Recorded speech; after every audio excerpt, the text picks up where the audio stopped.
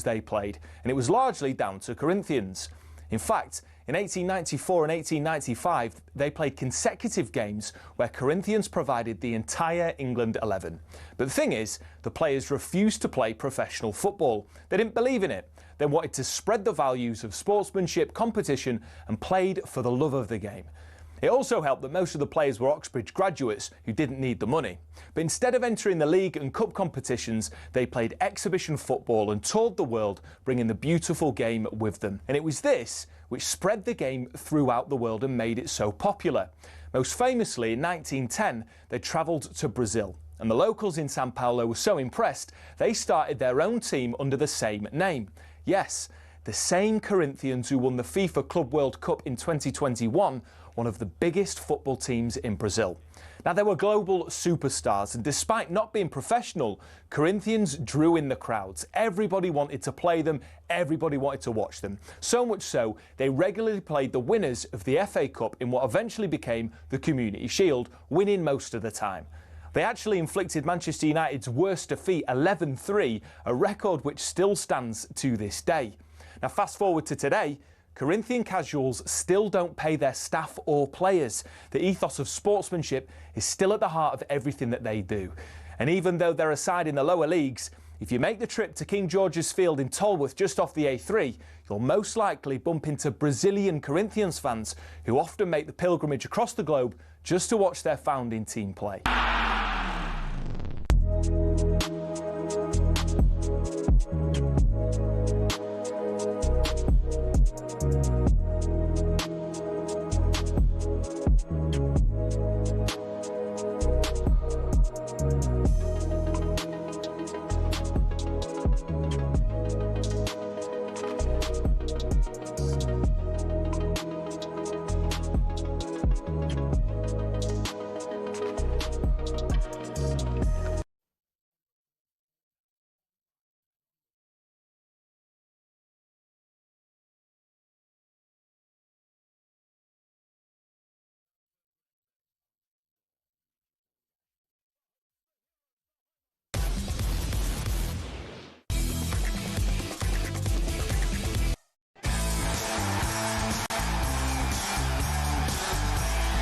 Good morning to you. Welcome along to the Weekend Breakfast here on talkSPORT with me, Shebahn Aherne, and former Chelsea and Republic of Ireland striker Tony Cascarino. Good morning, everybody. He's no a happy chappy. 3 goals at Anfield yesterday.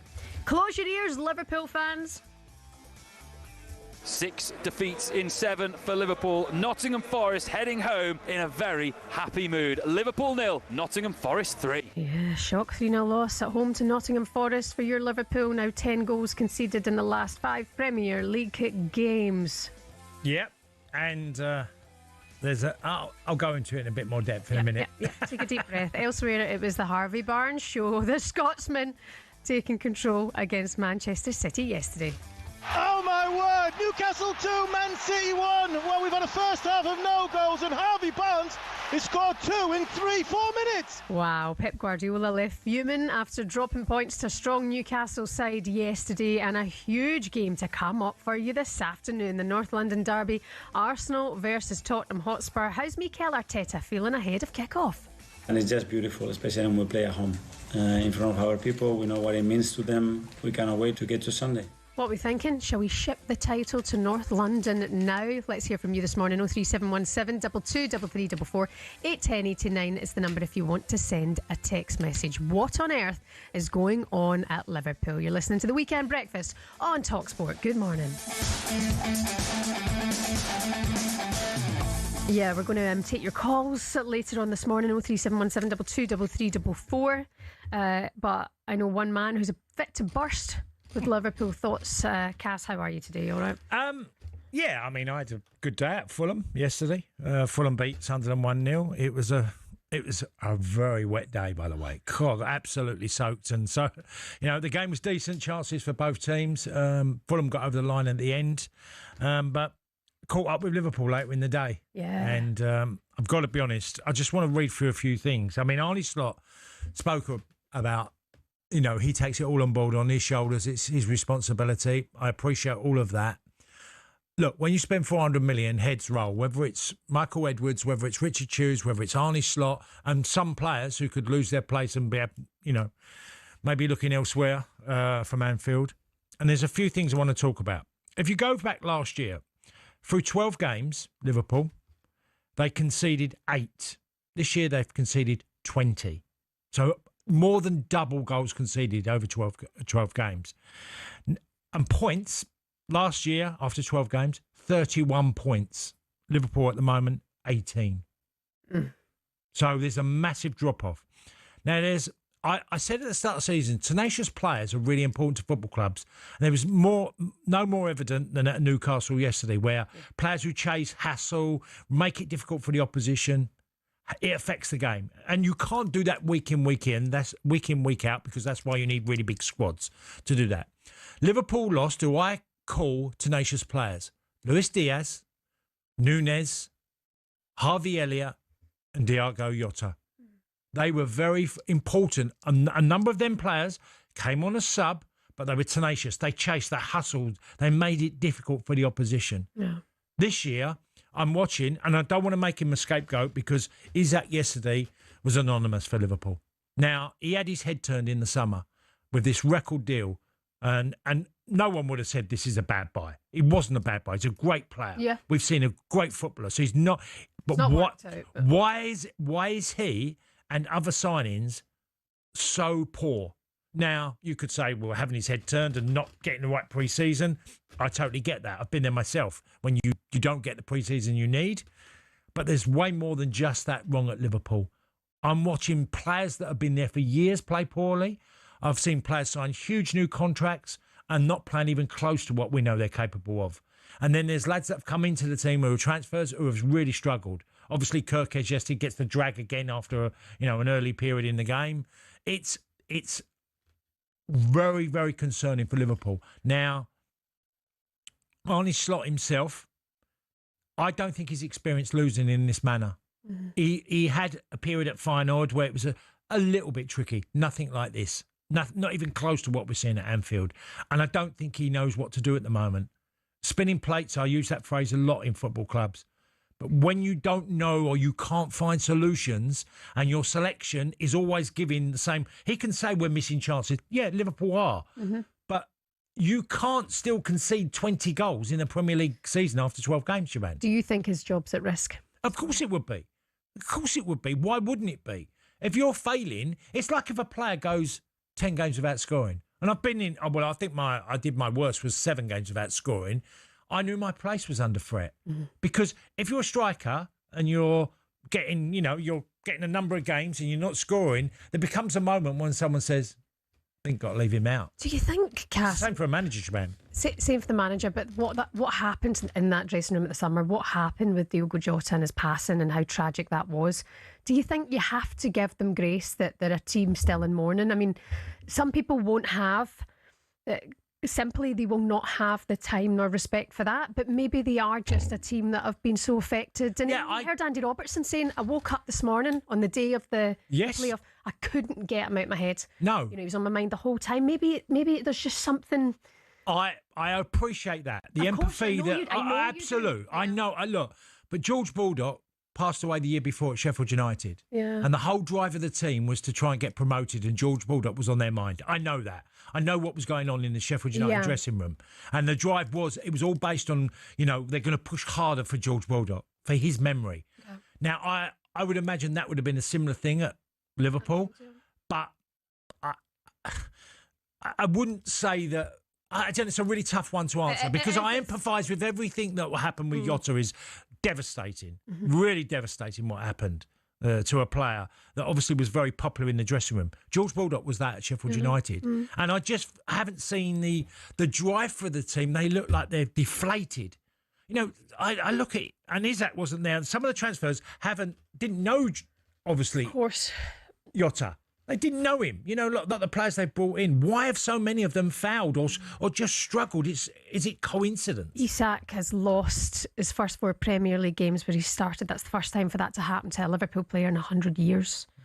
There was a player that Wolves fans remember, Daly. think it's Steve Daly, who signed for Manchester City as a record British fee many moons ago. I think it was like late 70s, early 80s, for a record fee. Just was awful. Didn't work out. You know, so it's happened before. Isaac is now looking like it could be their biggest failure in the history of signings at the moment. And because I don't see, there was nothing in yesterday's game to go, do you know what? He's looking like he's going to get back to his best soon. Do you think Arne Slot had control of the summer transfer? Well, I don't know. I mean, I would have liked to think, because Liverpool have done this in the past, work as a team. You work with the recruitment team. Why not? You're taking all the data on board. I mean, look, here's one for you. I'll give you a great example of this. Robert Fleck signed for Chelsea. Every time he played for Norwich, he used to ruin Chelsea. Chelsea fans would tell you that Robert Fleck, great sign. Well, when he signed, absolutely everybody wanted him. Ian Portfielder was the manager. We were in Canada, and Ken Bates, the owner, said to him, I'll get you Robert Fleck, because he really wanted him. He said he keeps destroying us. He's a great friend. And Robert was. Turns up Chelsea just completely miss it. It just didn't work for him. For whatever reason, Robert was a really good footballer. And that was that type of signing where a player who's played against you, like the League Cup final, Newcastle against Liverpool, is that literally is the difference in the team. And it's like players come off and go, God, that Isaac is an handful. What a player he is. And then suddenly Liverpool do that vanity signing and it's not worked out so far. Forest fans, we hear you shouting at the radio. Don't worry, you were brilliant yesterday. Sean Dyche, fair play to him. I mean, yes, and there's a, you know. We've got to hand it to them, better team. Yeah, and I think, you know, Sean Dyche is obviously, he knows that Liverpool are vulnerable. Yeah. He knew that. Yeah. And he set up his team that would counter and also to get in the faces of Liverpool when they needed to. Yeah, he said yesterday after the game, Sean Dyche, that he's proud of the work the team put in to get out of the bottom three. It's a big shift from when we went in here, or got in here, sorry, and you know, the players deserve it, and the fans as well, because they've backed us certainly since I've been in here. I can't question them before that, I can only question my time. They've accepted us straight away, it seems. Obviously we've got a history, all of us, with the club, and the other two lads more than me, Stoney and Woney, but you know, look, you've got to get results. You know, fans, it doesn't half lock it together better when you get results, trust me.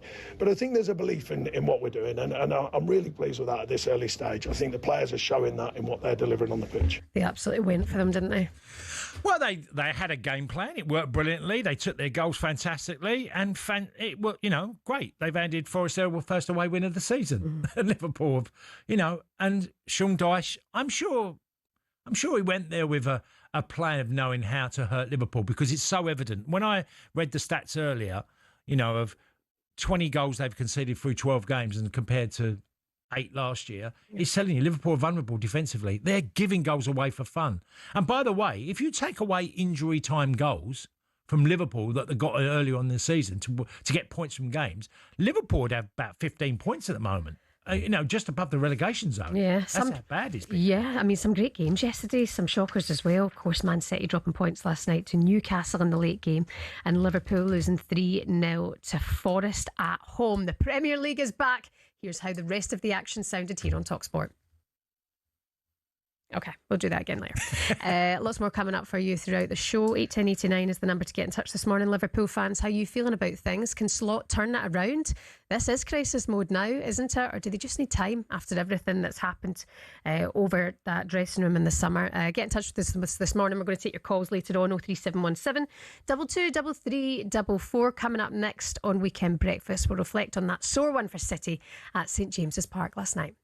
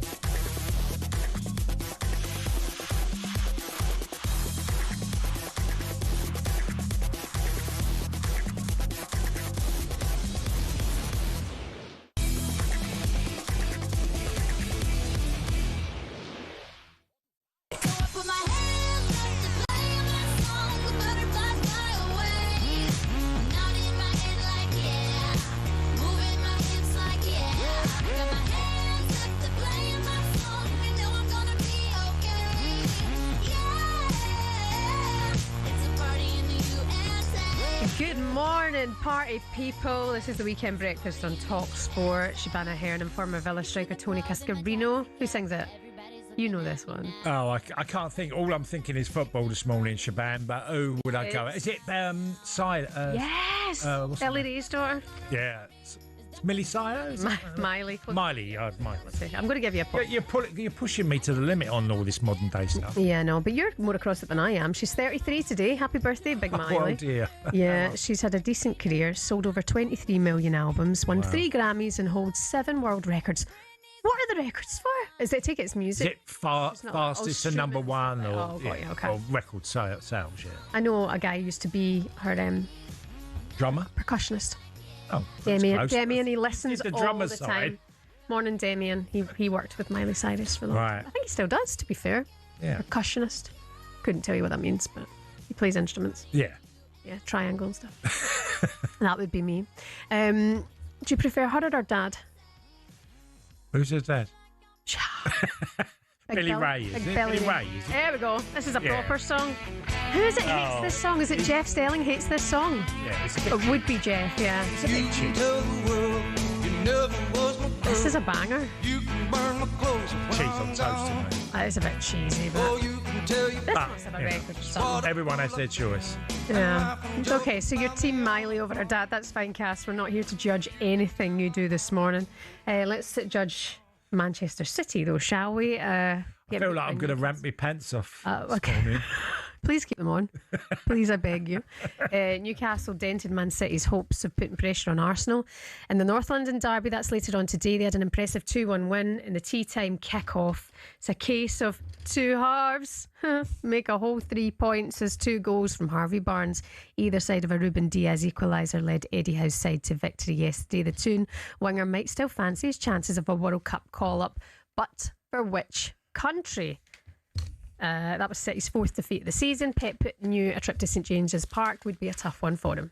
Difficult Newcastle, and especially after being in the position at the table, that was down. The team is extraordinary. So after 2 defeats in a row, so always we know, after they clean the head in the mind, after 10 days off, we came with a good moment, and yeah, we found we were commitment. The players were there, but unfortunately we could not find, the result and the actions that we create to attack to that. At the end, we could not score.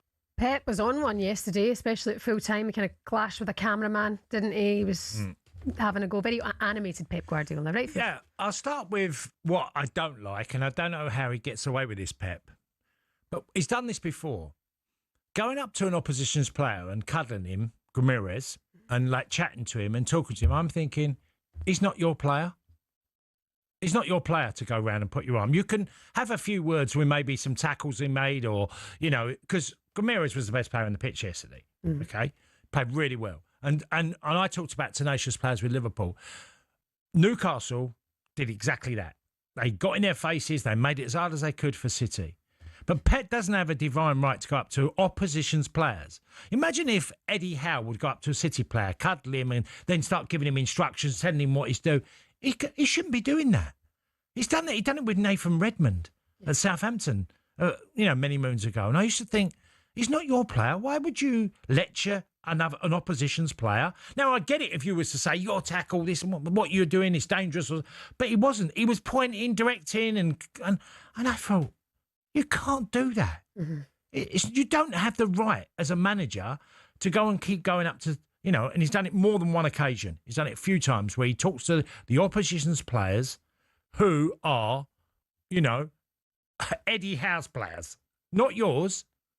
I just don't get it. Eddie Howe's not doing that around the City players. He might shake their hands and good game or whatever and no more. But I don't see any other manager doing that. Is it me, Shebahn? No. I think you're right. And I think if any other manager did do it, they wouldn't get away with it. No. That's for sure. They would be called out. And I think it's similar to him not being really called out enough over his approach towards the cameraman last night. To put your hands on somebody's head and take off their headphones to chuck it at them when he's holding, I think it's called a jib camera, isn't it? Where they're holding it in front of him, it's strapped to his body. I kind of think, Pep, go and sit down. He's doing his job. Don't abuse your power. I think approach someone like that. He's just trying to go about his business and do his work.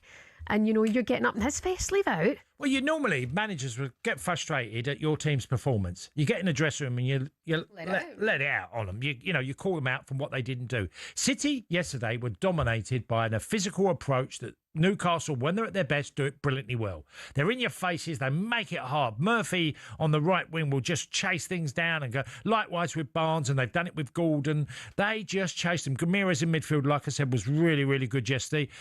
You know Joe Linton's going to get booked. It's just what minute he's going to get booked. And it was late on in the game. But he's going to be in your face. They're going to make it hard. That's Newcastle at their best. In terms of like a title challenge for Man City, do you think they're faltering too often? Or have they still got enough time to get themselves back in it? I don't think they've got the ingredients to be champions, personally.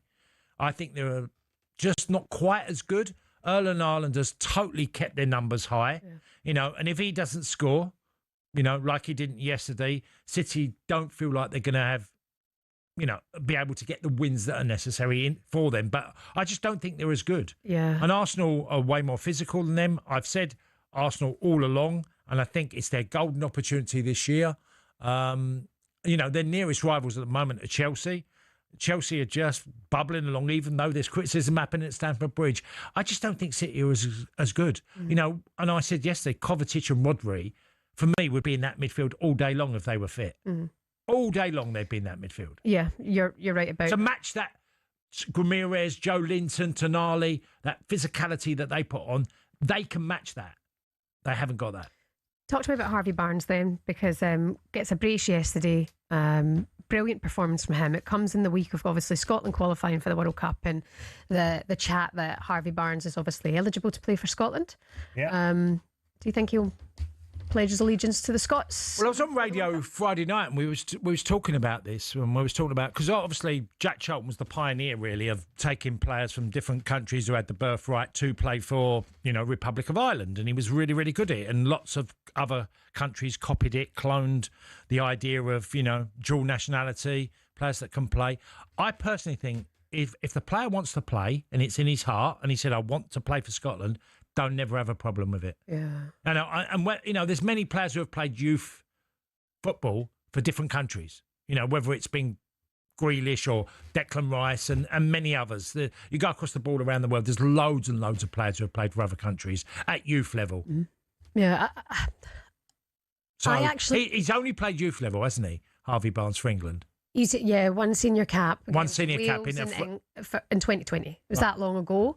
The only thing is, you wondered if Tuchel came knocking his door, he's going to go and play for England, right? He's a quality player. I'd want him in the Scotland national team. Only thing is then you look at the environment that's been built by Steve Clarke. Yeah. And all of the players who've been part of it, and somebody would then be missing out on that place for a quality player to come in. And Harvey Barnes would probably be a starter for Scotland. He'd be a big impact player to have in our team. But only thing is then someone who's been on the journey, someone who's been probably part of double qualification for a back-to-back Euros, will then miss out. And they've been there with pride. They've earned their space in that squad. Whereas because Harvey's missed out maybe in England, then it's like, well, I have the option to go play for Scotland if they'd want me. And I'm only doing it because there's a World Cup. I would hate if there's an element of that. You'd want him to embrace the Scottish culture almost. I mean, I know his grandparents are Scotland, and that's important. And you just want them to love it. You want them to love that opportunity, not that I can get that opportunity. It's different stuff. It's a very difficult one to answer because you've got to want it in your heart. If he turns around and says, "I absolutely want to go and play for Scotland." But if he said, I want to play at a World Cup. This is important. Was it a qualifying game that he played for England in? It was a friendly. A friendly. It was a friendly. Okay, not so important. I think if you've played in a qualifying game, I would be less for it. I would say, I'm sorry, but once you've played a qualifying game, I think it should be a rule in place that doesn't, you're not able to play for another country. I would imagine he would want it. I would imagine he's definitely got those links to Scotland and he would embrace that. I would want to think that. But you would hate then to think of the players who are Scotland through and through and have been part of the journey and who are always there and always part of the camaraderie and the environment, because that is why Scotland where they are now. So how do you bring another person? Well, like it's that? How would it honestly, affect? Shebahn, if you go around European countries, even further afield, there's loads of players who have played for different countries. Look at my sister. She was with Scotland at Youth Academy, and now she's got nearly 100 caps for Ireland. So it happens. Exactly, it happens. She embraced it. I do think there's a line in the sand if you play in a qualifying campaign, or if you've played it, you've represented. I think that sort of changes. Well, then you wouldn't be able to. Yeah, exactly. So that's the line in the sand. But friendly, I'm not so sure. 03717 223344 is the number for that. Scotland fans, would you welcome Harvey Barnes with open arms at 8:10:89? You can get in touch with us with that this morning. You're listening to the Weekend Breakfast on talkSPORT. Coming up next, we'll look ahead to the 2 o'clock game this afternoon. Villa travel to Leeds.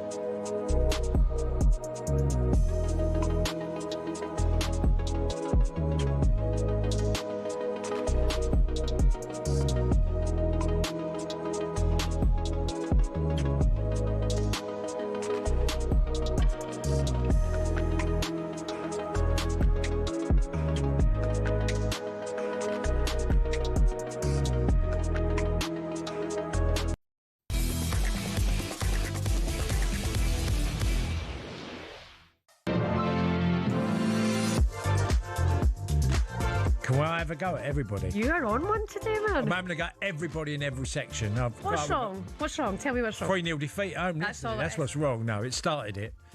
But yeah, no. Do you know what I have a problem with? In fact, do you know, who are we going to have a go at? Go on, who are you going to have a go? Have a go about me. AP Oscar. Oh, P. Oscar. The Fulham.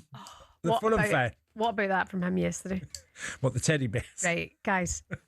When do you draw the line at having a comforter? Right, so Oscar's a 24-year-old man and he's very good at his job.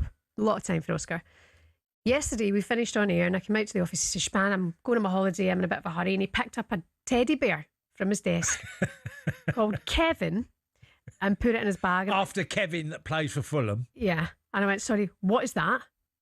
And he went, oh, don't judge me because I've got a teddy bear. And I went, too late, mate. You're 24. You've got a teddy bear in your backpack to go on holiday. Now, it's no actual surprise that he's single. But I put it on Instagram. It turns out people are split on this, that they think it's okay to have a teddy bear at 24. It's the world. It's the world. But we bubble wrap everybody now. We'll be holding our kids' hands, walking across the road at 22. We'll be holding them saying, come on, come on. That's where we got to. It's mad. Yeah. No one knows how to cross the road now. The kids. The street smart's gone. Yeah. I mean, just street wise is gone. If anything ever happened to our Oscar on holiday and they were like, there's this teddy bear, I'd be like, oh, God, look at the state of you. What's funny when he was talking about it yesterday? Oh, he was. And then, it was like shock horror. Everyone, Amelia on news is like, nothing wrong with that. It's sentimental. I was like, right, okay, that's one. Scott Taylor, he joined in. It's fine to have a teddy bear. Emily, the new weekend editor, she's like, I have no problem with that. Well, the media is very much left leaning on the sort of that side, isn't it? It just generally is where. You know, everyone's. I don't understand it. There's a bit of empathy. I always understand that, but I'm sorry, but leaving a teddy bear at home, hidden somewhere. I don't want to sound like a dinosaur, but years gone by, 17-year-olds used to go to war. Okay, right? Used to go to war. So true. Now they've got 24-year-olds who want to have a cuddly toy. What's the world got to? Seriously, like 8, I sound like a really miserable old man. No, seriously, wow. I'm with you. 8, 10, 89. Should we sack Oscar? Or ask people, do they have teddy bears at 23 or, okay. or their children? Let's put this out to you this morning. Is it okay to still not have one sentimental and keep it? That's fine. This is different. But have a teddy bear and take it on holiday when you're an adult. Where'd you draw the line? 8, 10, 89. And also, should we get Oscar at the sack? Get in touch with us this morning. Some of your other headlines, by the way. Liverpool captain Virgil van Dijk has called the atmosphere at Liverpool very bad after their 3-0 home defeat to Forest. 2 second-half goals saw Bournemouth come back to secure a 2-2 draw at home to West Ham yesterday. Brilliant result for them. And also Chelsea picked up an important 3 points to move second in the Premier League table as they saw off Burnley 2-0 at Turf Moor. Burnley boss Scott Parker says his side were taught an important lesson. Maybe sounds a bit fluffy at times, but the facts are we learnt today. We 100% learnt today. We come out the back of a West Ham game where I was standing here saying I'm disappointed. I'm disappointed. I'm disappointed that there were certain things, a lack of concentration, a lack of focus at certain moments. I didn't see that today in my team. We lacked certain bits, which I can accept. And we'll keep working on that, mate. It's a young team. We'll keep explaining that. And we'll keep driving to do what we can. I'm not sure I've asked you a question there. And regarding us, I'm pleased where we are. It was comfortable for Chelsea, wasn't it, yesterday? Yeah, Maresca made 3 subs at half-time as well. Yeah, just It's strange hearing Scotty say fluffy after that conversation we just It was so weird. We didn't know he was going to say We were very fluffy. Yeah. He was dead right. Looking ahead to one today for you. Leeds Aston Villa's 2:00. One of the teams hoping to benefit from Burnley dropping points yesterday would be Leeds United. They set 1 point place above Burnley in the Premier League. That's 1 point and 1 place above Burnley. My bad, sorry. Opponents Villa have won 5 of their last 6 league games.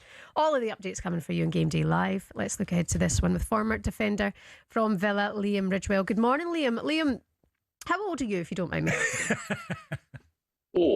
Well, good morning, Shebahn. Good morning, Tony. Sorry, I went straight into the deep end. How are you? You all right? That's a two-footed. Two-footed straight in, Liam. That is two-footed. I just want to just clarify, my comforter is a 2015 Pinot Noir that I just cuddle with. My kind of guy. Nice, and I'm okay. Exactly. I'm absolutely fine. My kind Teddy of might guy. be holding the Pinot Noir, but otherwise the Pinot Noir keeps me comforted.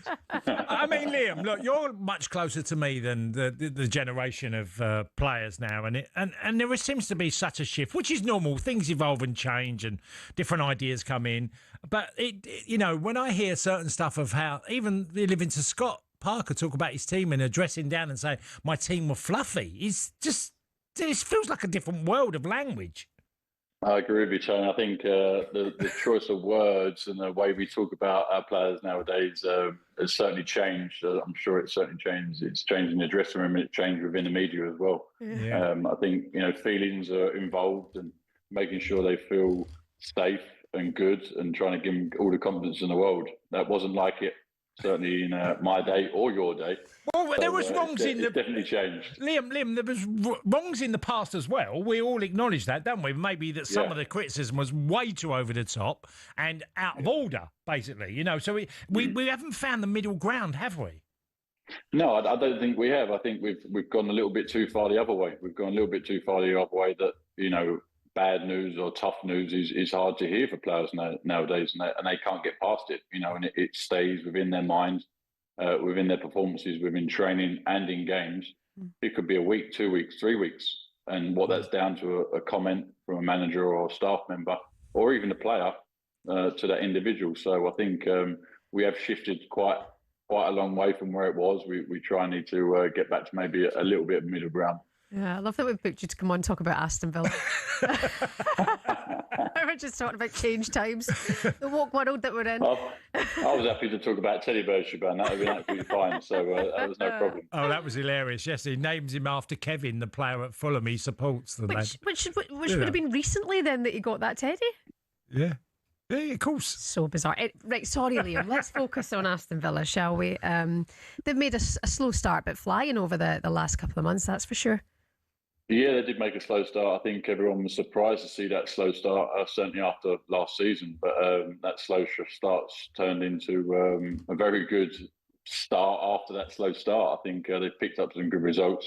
Obviously, they had a tough result in the Champions League. And now it's time to get back to winning ways, certainly Premier League. And then they've got a big game coming up in the Champions League this week.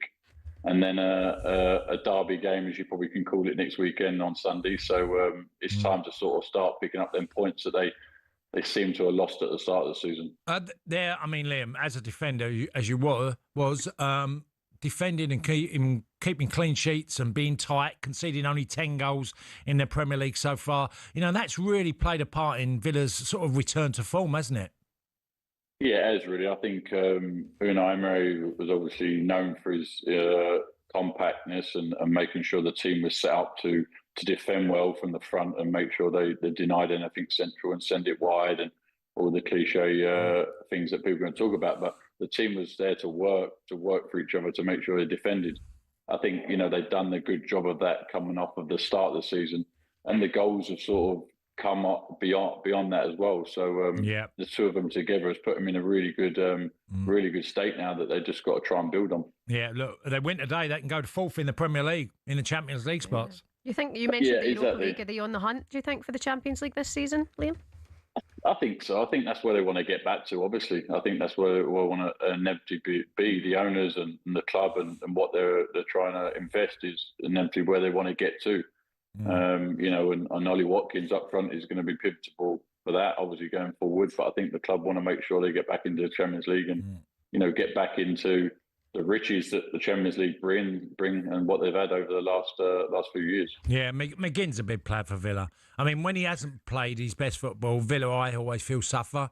But when he's on his game, and he has been, Villa are a completely different side. I feel like he adds so much to Villa. Yeah, I think where he moves, in between positions so much, I think, he's trustworthy within the team, and he's such an impactful player for the team, that they'll move him around even if they can't get him in a certain place. So I think that shows how much worth he is to the squad and worth to the team. And, I think it's a big week, obviously with a 3-game week and going into that. And then they've got some winnable games coming up to that after that with Brighton coming up. So it'll be time to sort of see the other teams drop some points and try and make up them points like we talked about at the start of the season that they lost. So you're out at Portland, aren't you, Liam? Correct, yeah, I am. Yeah, I'm first team coach out in Portland, yeah. Good on you. How do you feel about this MLS calendar change to kind of sync up with everyone else? Yeah, I think it's been being talked about for a few seasons now. Obviously, the league has got to a really good state where it's sort of, if anyone hasn't seen it, they need to go and watch the Vancouver LAFC game from this evening. Son scored an absolute banger from a free kick. Inevitably lost in the end, but if anyone can go and watch that, be quality. But I think tying up the seasons with the rest of the world as it is, and making sure the transfer windows align is going to be a big helpfulness to MLS. Anytime that we sign any players in the summer, you're getting it just before the end of the season, just before the playoffs. And the other big thing is obviously tying up the international breaks. We've played over the last 3-4 years playing in international breaks and missing players. So this will tie up and make sure everything's aligned going forward. We'll have a mini break within Christmas. Just obviously there's certain places in America, that Toronto and places like that is very wintry and very full with snow at certain times, so it'd be difficult to play. But apart from we're that, feeling sorry for you now, Liam. Listen, Liam, thanks so much for your time. Go and get yourself that comforter. Nice people. Yeah, get yourself a big cuddly, I don't know, bear. Yeah, there we go. That's right. I won't tell the wife. Thank you so much. Liam Ridgewell, former Villa defender, with us this morning. Could you speak to him? Oh, you will never believe the text, Cass. So what? Is it good or bad? No, they're all on the side of Oscar. He's probably got a number of burner phones. I thought talkSPORT would have been the other way, where everyone's going, come on, get real. I'll get to them soon. I will. Listen, here's what's coming up for you on talkSPORT today. Very quickly, 9 o'clock. You've got Henry Winter alongside Sean Custis with the Sunday edition. Warm up after them with Max and Barry. talkSPORT 2 of the Steel City Derby, Sheffield Wednesday against United at 12 p.m. from the Championship, live and exclusive. Sam Matterface is at the Sunday session, 1 o'clock here on talkSPORT, and then it's the NFL over on talkSPORT 2 this evening at 6 o'clock, and then Madge and Pards taking your calls on all of the weekend's football on the final word, and then 6:30 that takes over.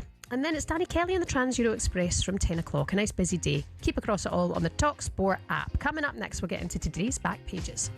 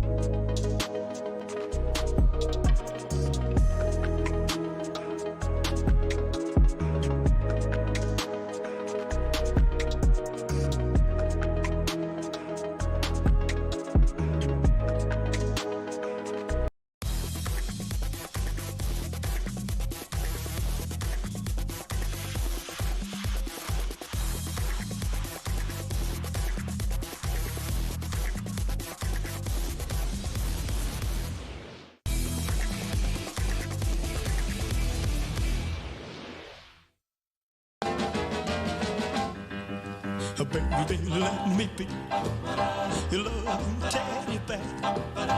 Put a chain around my neck and lead me anywhere. Good morning. Your teddy bear. It's the first time I saw my mum cry when Elvis died. Oh, no. Yeah. Did she cuddle her teddy bear? She loved Elvis. Still does, but she came home from work and she was crying. And I had no idea why. And Elvis Presley died. Yeah. I remember the first time seeing my mum cry. Yeah. And she was crying when Princess Diana died. Oh, right, I remember that. And just not understanding really what it was about, you know? Yeah, yeah.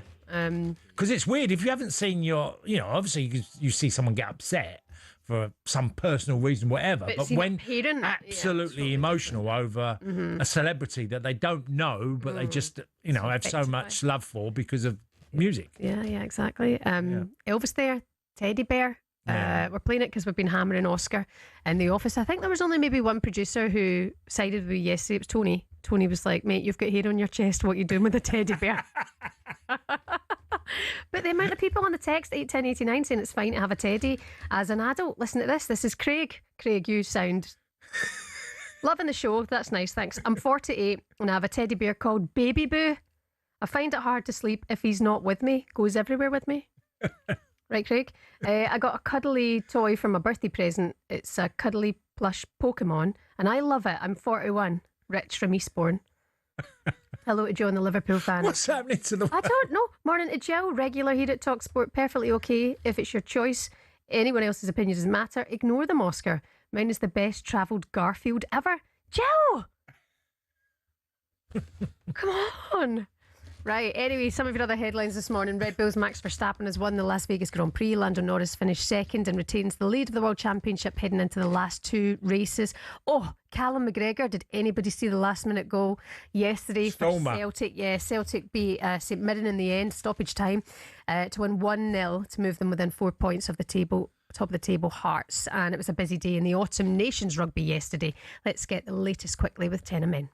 Autumn Internationals update on talkSPORT with Tenor Men.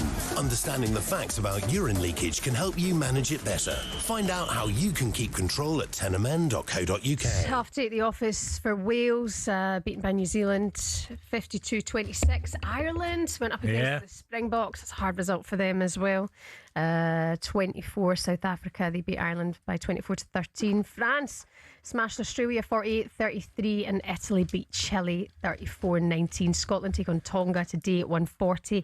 Updates coming in from Stuart Cameron today on talkSPORT. And England take on Argentina 4:10. All the updates from our man Alfie Reynolds today on talkSPORT. And that was all thanks to Tenor Men. Autumn Internationals update on talkSPORT with Tenor Men. Understanding the facts about urine leakage can help you manage it better. Find out how you can keep control at tenormen.co.uk. Sam, you got a teddy bear? I don't have a teddy bear, no. Do you know what? If I'm going to give somebody a bit of grace here, it would be you, because your wife's out of the country working at the minute. That's true. Right, okay. But I'm going to let you hug a pillow. That's about as far as I'll give it. Yeah, that's probably fair, to be fair. Yeah. I moved on to her side of the bed yesterday. That's a worrying sign, isn't it? Because that's probably a yearning, isn't it?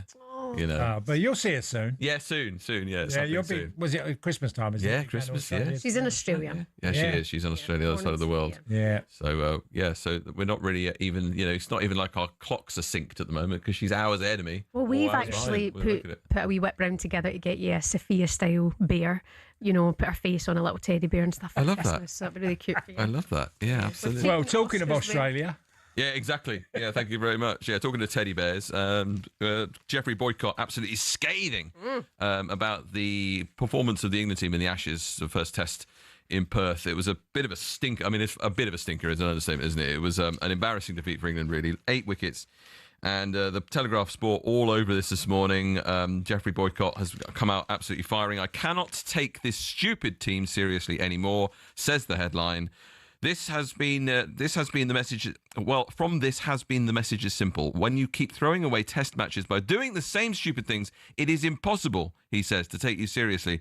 They never learn because they never listen to anyone outside their own bubble and truly believe their own publicity. Now, this is an England team who've lost the first Ashes test for over 100 years in 2 days with this, some call it swashbuckling, some call it carefree, buzzball style that they've got.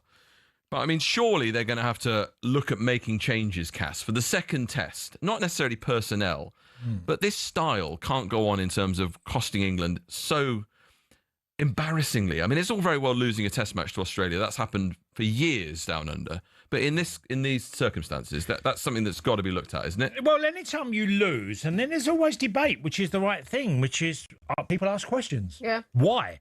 Why has it gone so wrong? How can you lose in 2 days? And like you said, I mean, you know, there was England had like 6 wickets, didn't they? Like there was like 6 ducks in the first day's play, you know, from Australian to England players, and it's like, wow, you know, you have to come back with a response to losing.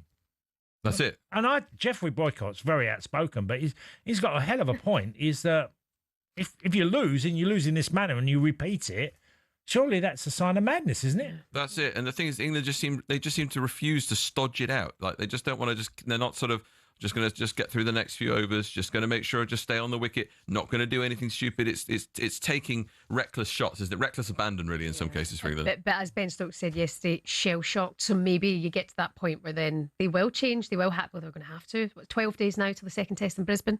So maybe it will be different then. Yeah, maybe. Loads of other stuff in the papers this morning, and of course the majority of it centres around Arne Slot. Blame me for awful Liverpool run, says Slot, back page of the Mail on Sunday. There's going to be a lot to talk about his future over the coming days. Definitely. Sam Stevens, thank you very much. You're listening to the Weekend Breakfast here on talkSPORT. Coming up next, we'll build up to today's epic North London derby. Is the title done and dusted already? Shall we give it to Arsenal today? Please don't. Please don't.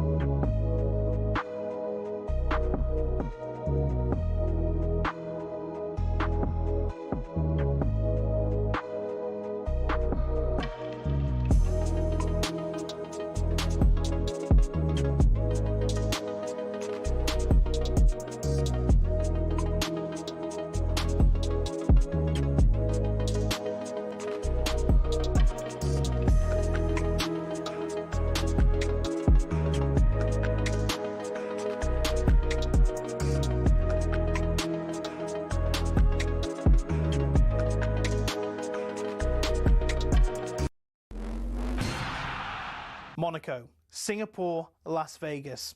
What do they all have in common?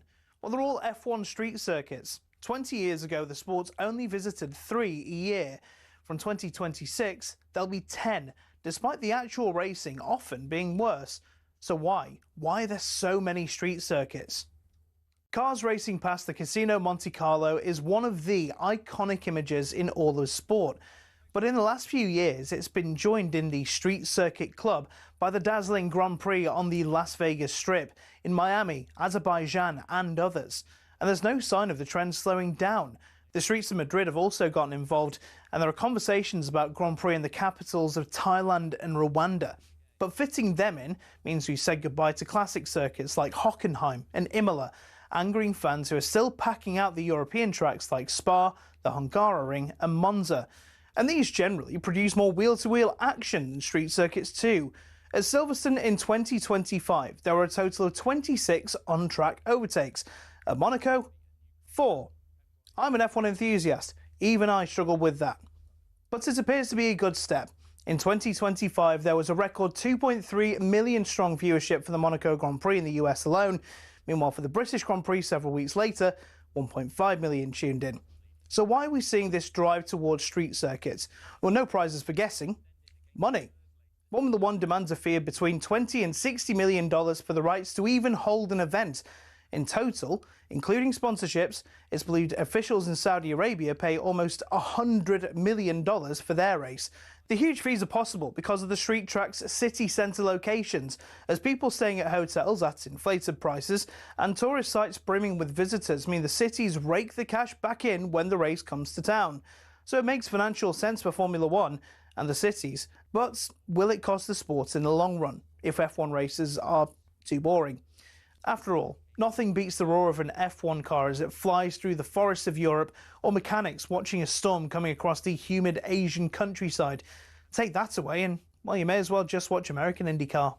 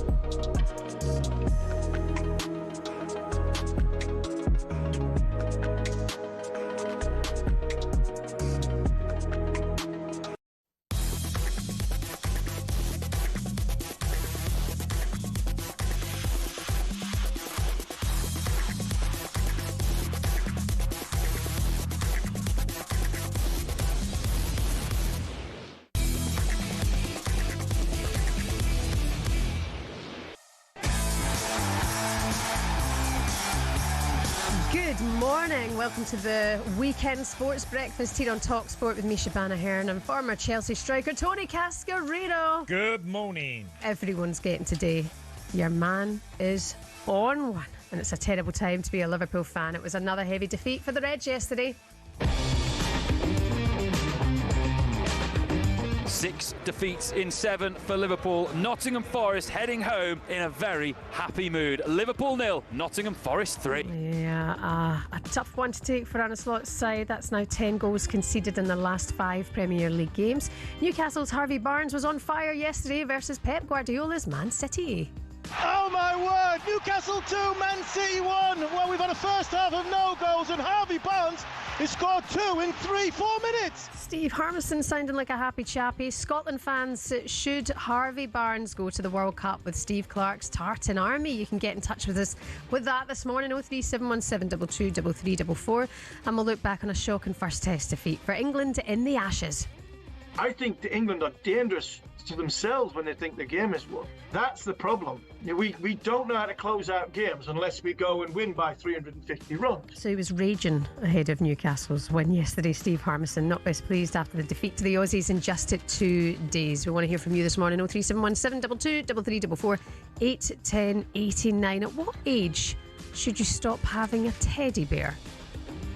Random, I know, but Oscar in the office is 24 and he has one, and we are now looking to get him the sack. You're listening to the Weekend Breakfast here on talkSPORT. Good morning. And there's a big one coming up for you today at 4:30, the North London Derby, baby. It is one of English football's iconic fixtures. And Lennon has equalised! magical game. Everybody knows. Theo Walcott through the centre. He's going to beat the goalkeeper for a second time. Is he? Yes, he is! 5 goals they've scored after going 2-0 down. Probably the nicest game of the season to watch and to play. A moment of absolute magic from Harry Kane. Drama aplenty. This is going to be absolutely massive. This is the North London derby. Trossard, can he get the shot in? He does! They've been outstanding so far this season. They can't maintain this level of impregnability. Christian Romero, Polina!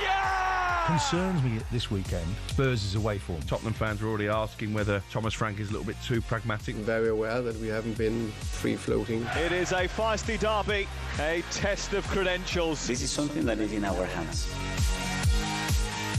Looking forward to this one today, 4:30. If you've got plans, all of the updates coming for you on Game Day Live here on talkSPORT with Alex Crook this afternoon. Arsenal boss Mikel Arteta has praised Thomas Frank's side, saying that he's given Spurs the real identity. Obviously, we know we've got some injury issues for Arsenal as well. Cass, how do you see this one going today? Do you expect them to be disrupted by Spurs? Well, look, all derby games, and it's very cliched of, they can be very different than what results have told you before. Arsenal are very good at keeping clean sheets. They've conceded 5 so far this season. 2 of them were at Sunderland. Mm-hmm. They're a hard team to get past because I don't think you can beat them physically. Set pieces, they're extraordinary at. OK, Gabriel's missing at the moment, which is a blow, but they have players that can step in. I think it's a tough ask for Spurs. If Spurs can get anything out of the game, I think it'll be a big plus for Thomas Frank. Because, they won at Man City earlier in the season. Let's not forget. Tottenham had a couple of, and on the road, Everton. Yeah. They've had some good away wins. So maybe they're a little bit more better suited to away games. And this is it. It's a derby as well. So. Yeah, it's a derby. It's I'm really looking forward to it today. But it's really hard to beat Arsenal. I think that's the standout feature. And people will look at years gone by and how they fell apart. I just don't see this Arsenal team falling apart. I think that now they've matured and grown into characters that are ready to win a title. I think that's the thing, looking at last night's results as well. City have dropped points. 6 points clear today. Liverpool have dropped points. So, can they really capitalise today? Put another 3 points on the board? They then look like they'll run away with it. Well, I don't know about run away, but what I do know is that they are the team to beat. Yeah. If you're going to finish and win the league, if you finish in front of Arsenal, you'll win it. Because I don't think there's look, the failings of Liverpool we've talked about. Man City losing yesterday was another blow for them. Can Chelsea make a challenge? I just think it's a tad too early for Chelsea, although they've got a good side there. I think it's all there for Arsenal. Does that mean they'll run away with it? No, but I think they're going to be so hard to... I just don't see them going on a 2 or 3 game without winning. I just don't see that with them now. That's the thing for Spurs as well at the Emirates. No wins in the last 15 trips to Arsenal in the Premier League. Their last win was November 2010. At the Emirates. Updates in the North London derby, 4:30. We'll continue to look ahead to that game for you today here on talkSPORT. Darren Bent is going to be with you a little bit later on. Now, let's talk about the Las Vegas Grand Prix. Took place in the early hours of the morning as the battle for the F1 World title rages on. Max Verstappen took the checkered flag earlier on. Let's get all the details now with talkSPORT's F1 fanatic, John Jackson. Good morning, John. Hiya, John. Good morning. I will let you off calling me a fanatic because I've been up since I don't even want to work it out, but why they hold races at 4 a.m. UK time I don't know, because it doesn't work for me. Oh, I thought you were just going to be there, John, because every time I look on your Instagram you're jet setting, following the F1 whatever it is. Do you know what? I would have considered being there, but I had to be at Anfield for a rather important football match yesterday. How did that go? Unfortunately, it went great for me and terrible for everyone around me because we were the talkSPORT crew. We were all there, and you're kind of surrounded by the Liverpool fans, which is a tricky position to be as a Nottingham Forest fan, trying to keep it quiet. But I'm actually happy with my decision because the F1 race was actually quite boring. Really, there was a bit of action at the start, and then Max Verstappen won, as you said there, and Max Verstappen winning by a long margin means there's often not much sort of happened. It's a strange one, John, isn't it? Because I was reading some piece in the paper today about Lewis Hamilton as well because of where he is, and he started last on the grid, didn't he? In the Grand Prix, he was literally at the back. His worst ever qualifying probably. Yeah, and and you're looking at Las Vegas, which isn't the most exciting of tracks, is it? Where it looks good, but It's all flames and fire. It's a bit like the Bellagio. Yeah. I will say that this is obviously the third time the race has been on there, and actually we've had two really entertaining races for the first 2 years. I know there's a lot of, there is so much stuff that goes on around every F1 race, but Las Vegas is another level of, brands and celebrities and things like that. And, the drivers actually have to keep themselves focused on what they're doing. And they have so many engagements across a weekend. It's, not just driving. If you think about if we have a driver on talkSPORT, that's 5 minutes out of a driver's week. Well, imagine that you've got a broadcaster in every main country that they broadcast to. So that's 20 times 5 who might want to chat to them. And that's just broadcasters. Then they've got all the partners and all the sponsors. So they're so busy across the weekend. But yeah, you're right. Actually, it's not the most exciting track. Ollie Behrman, the British hash driver, said it's his least favorite street track. And there's been loads of problems there. We've seen the manhole covers that plagued it the first time. Carlos Sainz hit a manhole cover and wrecked the floor of his car. And then this time around, we had the rain, which has really affected things because F1 teams like to get data and they couldn't get a lot of data because of the rain in the practice sessions. And actually, it did lead to quite a dull race in the end, I'm afraid. But the battle for the title is quite interesting, though, John. It is, and I think if you're a British motorsports fan, then you will be really happy, unless, of course, you have some reason to not like Lando Norris, because Lando Norris now has a 30-point lead in the championship over Oscar Piastri, and it basically means that he can win the championship next weekend in Qatar, and become the first McLaren world champion since Lewis Hamilton back in 2008, and of course the first British champion since Lewis Hamilton last won it in 2020. So a very, very positive time for British motorsports fans. If you're an Oscar Piastri fan, though, unfortunately, the drop-off from him has been spectacular, really. And I think we're looking at a situation now where Oscar Piastri may even finish behind Max Verstappen because Max Verstappen keeps pulling it out of the bag like he's done this weekend. Yeah, it sounds like Liverpool are very similar to Lewis Hamilton, falling apart on the racing and the title. Well, no, at least Lewis Hamilton turned up this weekend. Oh, John. Tell us then about Forest. What do you expect from them this season? That was a brilliant win from them. They were the better team for sure, obviously. Yeah, the Matt, who was doing the reports for talkSPORT yesterday, did say something, and I wanted to step in and say, hang on a minute. And he was suggesting that Sean Dyche is going to have to pull a lot of miracles out of the bag for them to stay up. And I'm sort of thinking, hang on a minute, they've had a bit of a rocky start, that's fine. But Sean Dyche has already, I think, overseen 8 goals in the Premier League, significant amount of points, back-to-back wins, and now we're out of the relegation zone. And I think that Forest will pull away from the relegation zone. There is too much quality in the team, and I think Sean Dyche has them performing incredibly well. And I like everything I see about Sean Dyche. I liked Nuno.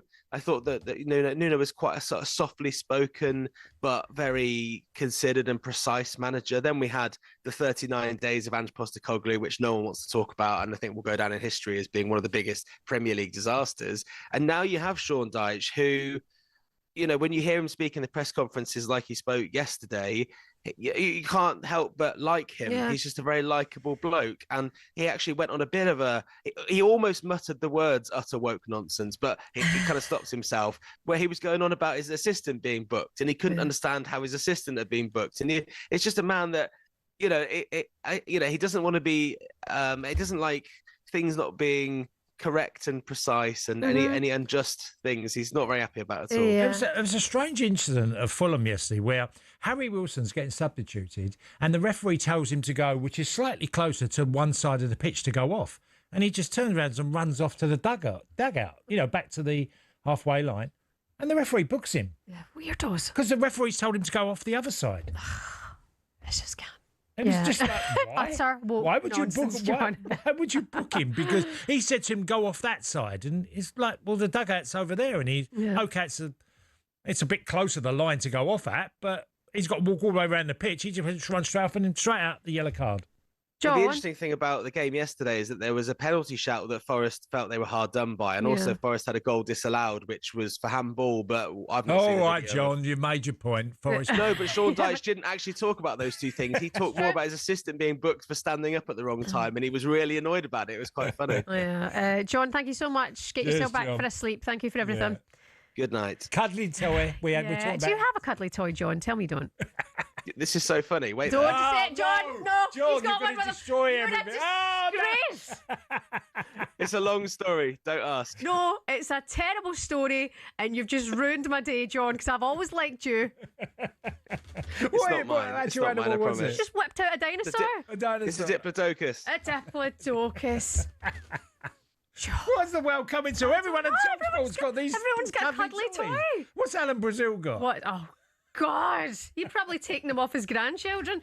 John, I love you all the same, but get rid of your cuddly toy, okay? You're a grown man now. Congratulations on qualifying for the World Cup. Bye-bye. Thank you. Bye-bye. Night-night. My God, you listen to the weekend. I'm telling you, you opened a can of worms. You really have. When me and you are just thinking, no, that's not possible. And all we're hearing is These people have got cuddly toys. Sam's looking at us like, move on from the cuddly toy chat. Sam, we can't. We're not moving on. This is nuts. Anyway, coming up next, we're going to discuss Anthony Joshua versus Jake Paul. I wonder if any of these guys have cuddly toys. Jake Paul probably does. We'll talk about that next.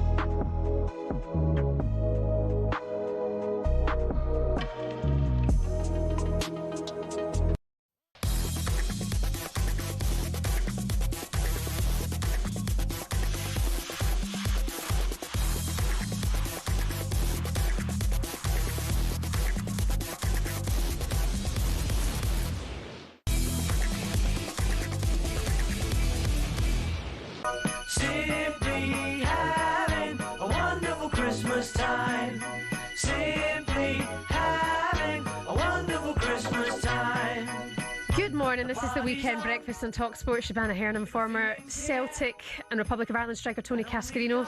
Is it too early for Christmas? No, not now. I mean, I normally think of December first week. But... I'm going to do his tree next Sunday, I think. Do you know most Christmas songs are done in the summer? Slade, when they did Merry Christmas Everybody, they did it in New York in the summertime. Most Christmas songs are weird, right? Like to get because into the festive to get it out there. Yeah, you're true. You know, they have to do it in the summer. Very good point. Very good point. I'm loving it. I'm loving Christmas already. I can't wait. Seeing all the lights going up. We're actually playing this because our friend at talkSPORT, former Barnet manager Martin Allen, is doing a Santa Dash 5K. He's doing it for the Alexander Devine Children's Hospice Service. Here's Martin with more details for you. Good morning, everybody. This time next week, I'm going to be walking 5K at the back of Windsor Castle, and I've been working, chatting and talking, meeting and volunteering for the Alexander Devine Children's Hospice, which is not too far from where I live. I got invited to come and help, so in the few days that we've been involved, we're going to try through what's called the Santa's Dash. I've got to dress up as Father Christmas, see if we can raise as much money as possible. I'm hoping the listeners from talkSPORT Radio, all sport, football, boxing, cricket, winning the Ashes, we will, you name the sports, everybody would love to be where I am here today, having a good look around, to help a little bit, just a little donation into just a little pot. I ain't got a big pot, I've got a little pot. Fill the pot so we can donate it to this hospice would be absolutely fantastic. To all talkSPORT listeners, come on, let's have it. Oh, well done, Martin. Martin Allen, that's a good thing. Yeah, I met Martin in Portugal on holiday when he was Gillingham manager, and we chatted, and he was with his then wife, and we had a good fun. He is crazy, but he's very funny as well. He's doing the Santa Dash, the 5K for the Alexander Devine Children's Hospice. Yeah, absolutely. There's lots of people, great people who do Santa Dashes at this time of year and raise money and do races as well. You can donate to this charity, alexanderdevine.enthuse.com/pf/Martin-Allen. You can donate there. That's alexanderdevine.enthuse.com/pf/Martin-Allen. Good luck to you, Martin. Thank you so much for sending us that. We're wishing you on. Now, this week we saw the press conference between Jake Paul and Anthony Joshua ahead of the fight on December 19th out in Miami. The bout will consist of 8 3-minute rounds and have professional status, and questions remain as to whether it will be an exhibition type contest or a fully sanctioned boxing match. Somebody who's across it all was out there at the press conference is Charlie Parsons, reporter at DAZN. Morning, Charlie. Hi, Charlie. Hey, how are you guys? All good? Yeah, good. How are you? I'm good. I left the arena for the boxing in Riyadh about 3 hours ago. Yeah. I'm about to go to the airport now. So we're flagging, but we're good. Always time to speak to you guys. Just on that, Anthony Yard got beat, didn't he? Yeah. Yeah, David Benavidez really showed his class in there. It was always going to be a big ask, but it kind of looked like going in there just from the first round, he couldn't get flowing with that momentum. Well, look, we're looking at Jake Paul, Anthony Joshua. I'm not a fan. I understand all the reasons why. When you're getting such a big paycheck, I think, well, if it's there and you want to take it, great. But as a fan of boxing, I'm just no interest at all. It's so difficult, to be honest. I think when you know that the number that's being floated is 70 million or upwards to 70 million, you can't really blame him. He was meant to fight last night in a kind of low-key 8-rounder. He wasn't going to do any media, kind of weigh in, turn up and fight against a guy in the top 120 on BoxRec at heavyweight. I think Jake Paul's in the top 70 at cruiserweight. It's the same kind of run out to a certain degree, apart from he's absolutely robbing the bank blind. He's been in camp. Not that he needs to be in camp to fight Jake Paul. I thought he was quite humble at the press conference. It surprised me, if I'm honest. I literally can't see any way in hell it goes he can go and do what he wants with him in a round. Does he make it go a couple of rounds and have a bit of fun with it? Who knows? It's truly up to him. It's bonkers, but like the money is so big. Yeah, how do you say no to that money? You can't really say no. You're going to just have to take the flak from boxing purists and big fans of the sports. They're just going to say this is exhibition. Don't try and make out something that it's not. Look, but they'll take the money. AJ's worth what? 150 million? Parsons, do you know? 150 million? I mean, Is this that about fight's the worth figure? 70. The Fury fight probably worth similar, maybe more. Yeah. So, you're talking about a guy who could say no. Yeah. I mean, I But don't do blame people him. ever If say you want no? another 70 million and someone's giving it to you, I get it. Name your price. We Yeah. know that now. Money talks. He'll do it for a price, and he is. If you had, very little money, I would get it. But the fact that, you're basically writing off your heavyweight title, maybe that's not on the road anyway. It's not further down the line, an AJ fight or whatever. I don't know. But I get that the money's so big that you don't want to refuse it. But this is a wealthy guy anyway. Like I say, he was going to absolutely starch someone out last night in a round, so why not have that person be Jake Paul? Okay.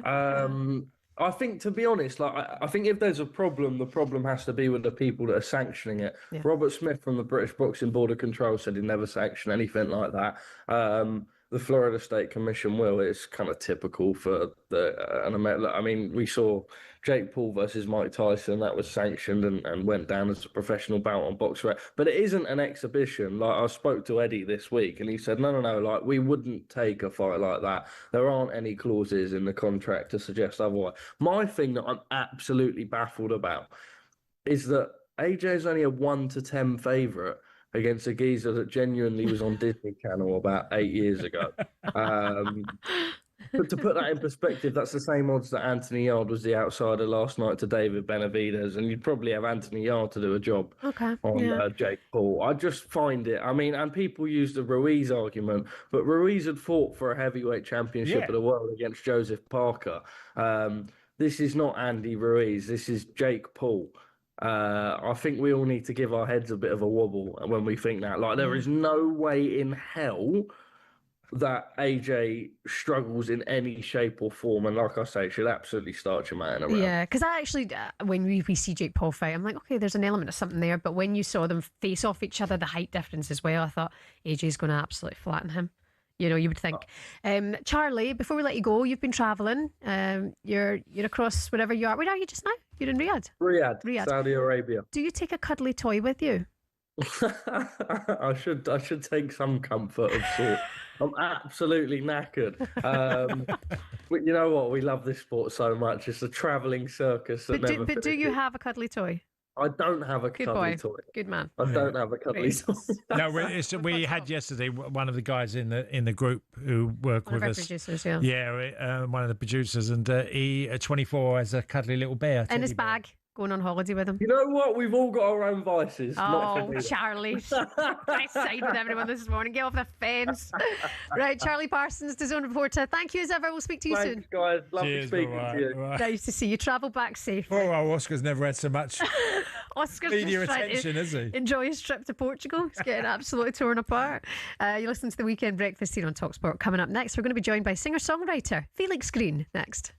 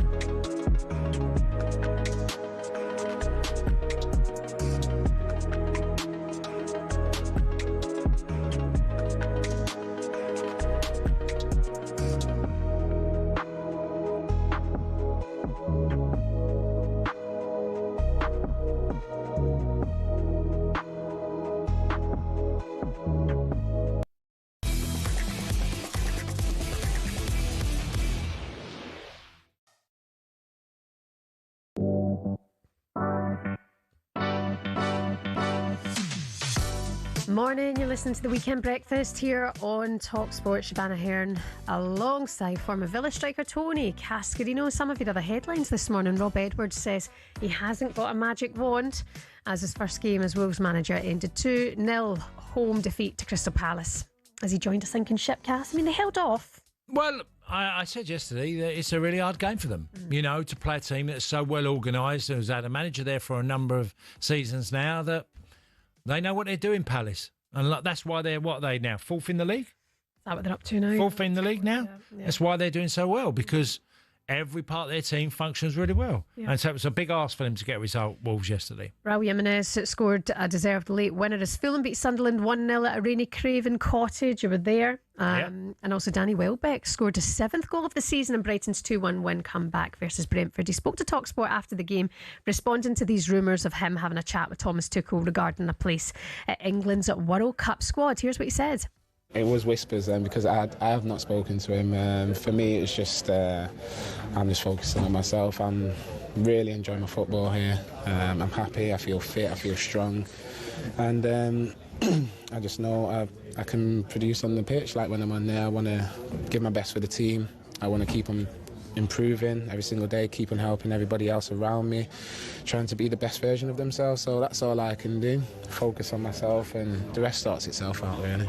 Danny Welbeck there. So he said he's not had a chat with Thomas Tuchel. I'm surprised at that, Cass. I thought they would have had some sort of conversation based on his form. Well, that in itself is that Thomas Tuchel at the moment has no interest in bringing Danny Welbeck into the squad. Pretty clear, yeah. Yeah, no. Yeah. If there's no communication, look, Danny's got to keep doing what he does. And he's doing brilliantly well. And not only for his goal yesterday, but again, another outstanding performance by him. He could have had a couple more. Mm-hmm. Danny's doing great. And like he said, he's playing his best football. So just keep going. Yeah, and do what you can do for Brighton. That's all he can do. He's absolutely on form at the moment. 03717 223344 is the number to call the show this morning.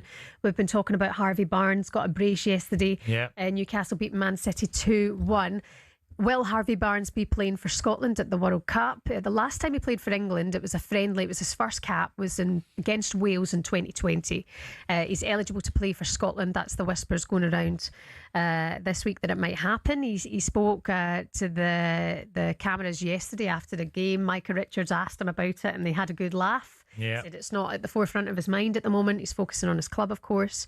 But Steve, the Celtic fan, has given us a call this morning. Hi, Steve. How are you? Morning, Shebahn. How are you? Yeah, really good. Thanks. Really good. Steve, what do you think? Harvey Barnes to Scotland? A lot of folk are saying there's more chance of John Barnes playing for Scotland as Harvey Barnes, but I really think Harvey Barnes will come to Scotland because the English team have passed him by. I don't think he'll go there. But I think Steve Clark will be phoning him on Monday to get in contact with him to come up the road and play for us. I'd love to see him in a Scotland shirt. Oh, I'd love to see it. Can you imagine it? In the next World Cup, Scotland go out the qualifiers. They beat Mexico, beat Canada, beat the USA, and they draw England. And Harvey Barnes goes on that park. There's a Scott McTominay. He does a hat-trick. What about Tony Cascarino there used to do at Celtic? Yeah. They run amok, and they get right to the final and get Brazil. And beat if he gets an hat-trick against England... Steve, I like your positivity. Thank you so much for your call this morning. Steve, the Celtic fan, wants to see Harvey Barnes in a Scotland shirt. Some people divided on this. 8 10 89. You can let us know your thoughts, and it's time now for this. I'm gonna love you.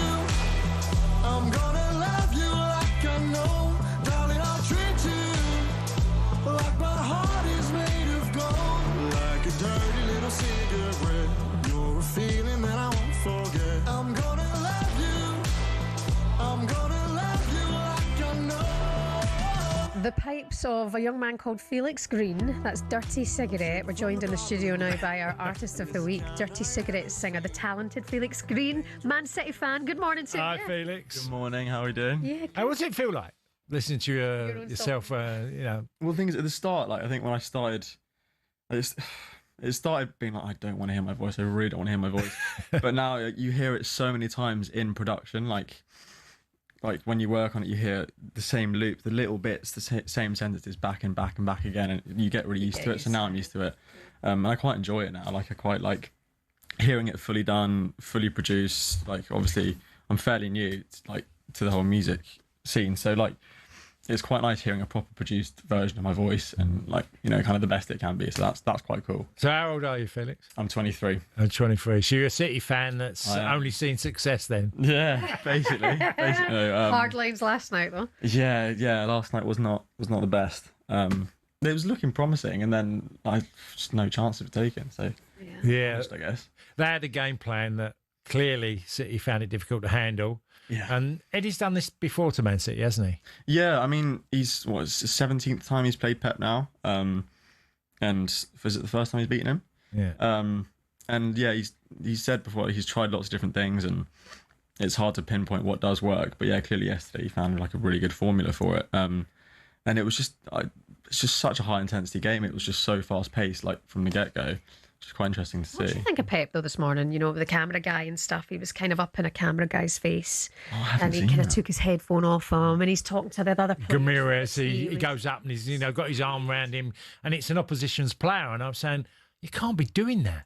He did it before with Nathan Redmond a few years ago. Yeah, he's done it with a couple of players. I don't know if it was Andros Townsend or someone. He likes to go over and talk to the opposition's players. I've seen him do that quite a lot. I haven't seen this one this morning, but well, it's an arm round Ramirez as well, and he's trying to lecture him, sort of chat. Oh, really? Oh, and it's not your player. Yeah. I mean, the camera guy one annoyed me. Oh, okay. Yeah. The guy's doing his job, and he's got this whole camera strapped to his body. Ear defenders on, trying to he's just trying to do his job, and you think, Pep, get out of town. Back off. I mean, I can't say too many bad things about Pep. I mean, he's a big character. That's the thing, and it comes out on the pitch. He doesn't care if it's on the pitch or in the dressing room. You're going to give us a blast of Dirty Cigarette, right? This morning, an acoustic version. Your guitarist has just joined us. Hello, what's your name? Alex. Hi, Alex. Hi, Good Alex. to have you with us. All right, you ready to take it away? Yeah, why not? Okay, ladies and gentlemen, welcome along to talkSPORT, our Artist of the Week. This is Dirty Cigarette by Felix Green. Enjoy. I've never been one to smoke, but the air I'm breathing in ain't clean. There's something in the taste to hold me down. The kind of little look you give before you're turning it upside down. My addiction creeping in, I guess I'm coming around. Honey, I know you're broken, I don't need no convincing.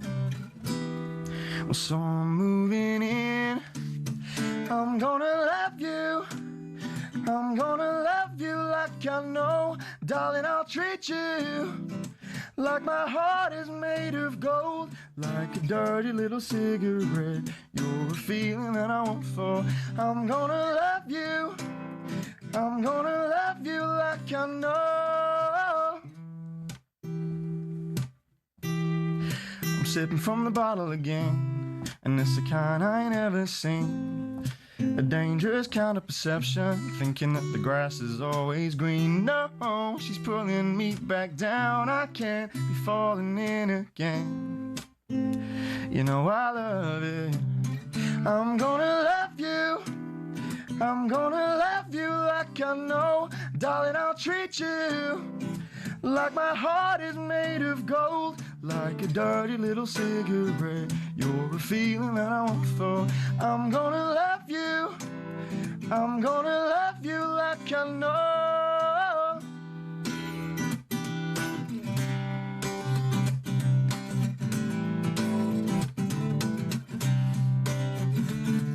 And honey, I know you're broken, I don't need no convincing. I can read you all over, and you don't have to tell me twice. You're tempting me with all your lies. So I'm moving in. I'm gonna love you. I'm gonna love you like I know. Darling, I'll treat you like my heart is made of gold. Like a dirty little cigarette, you're a feeling that I want for. I'm gonna love you. Oh, I'm gonna love you like I know. Well done. Excellent Well stuff. done. Brilliant stuff. Felix Thank you. and Alex, that was absolutely brilliant. Well Yeah. done. Thank you so much. Thanks very much. Thank you very much for coming in. No worries. Where are you gigging next? Have you got anything coming up? So the next confirmed gig we've got is at the Yard in Hampshire near Totford. Excellent. And yeah, just getting a few lined up for like in and around London. Yeah. Well, your man. Did you write that song? They give you a I did, yeah. We wrote it together actually. We wrote it together, really Yeah, good yeah. and really catchy head. Thank you. Dirty Cigarette. Yeah, appreciate that. Yeah. Really good line. Absolutely. Yeah, Guys, yeah, thank great you stuff. so much. Well done. Thank you. Fingers crossed that City will give you a phone to come and play for them. Well, yeah, That'd yeah. be nice, wouldn't it? Anytime. Dirty little pep. Brilliant. You can get that song now, wherever it is you stream your music. Dirty Cigarette, Felix Green. And Great Alex, stuff. thank you so Thank you much so for much your for time having me. today. All right, Well cheers. done. And it's time now for this.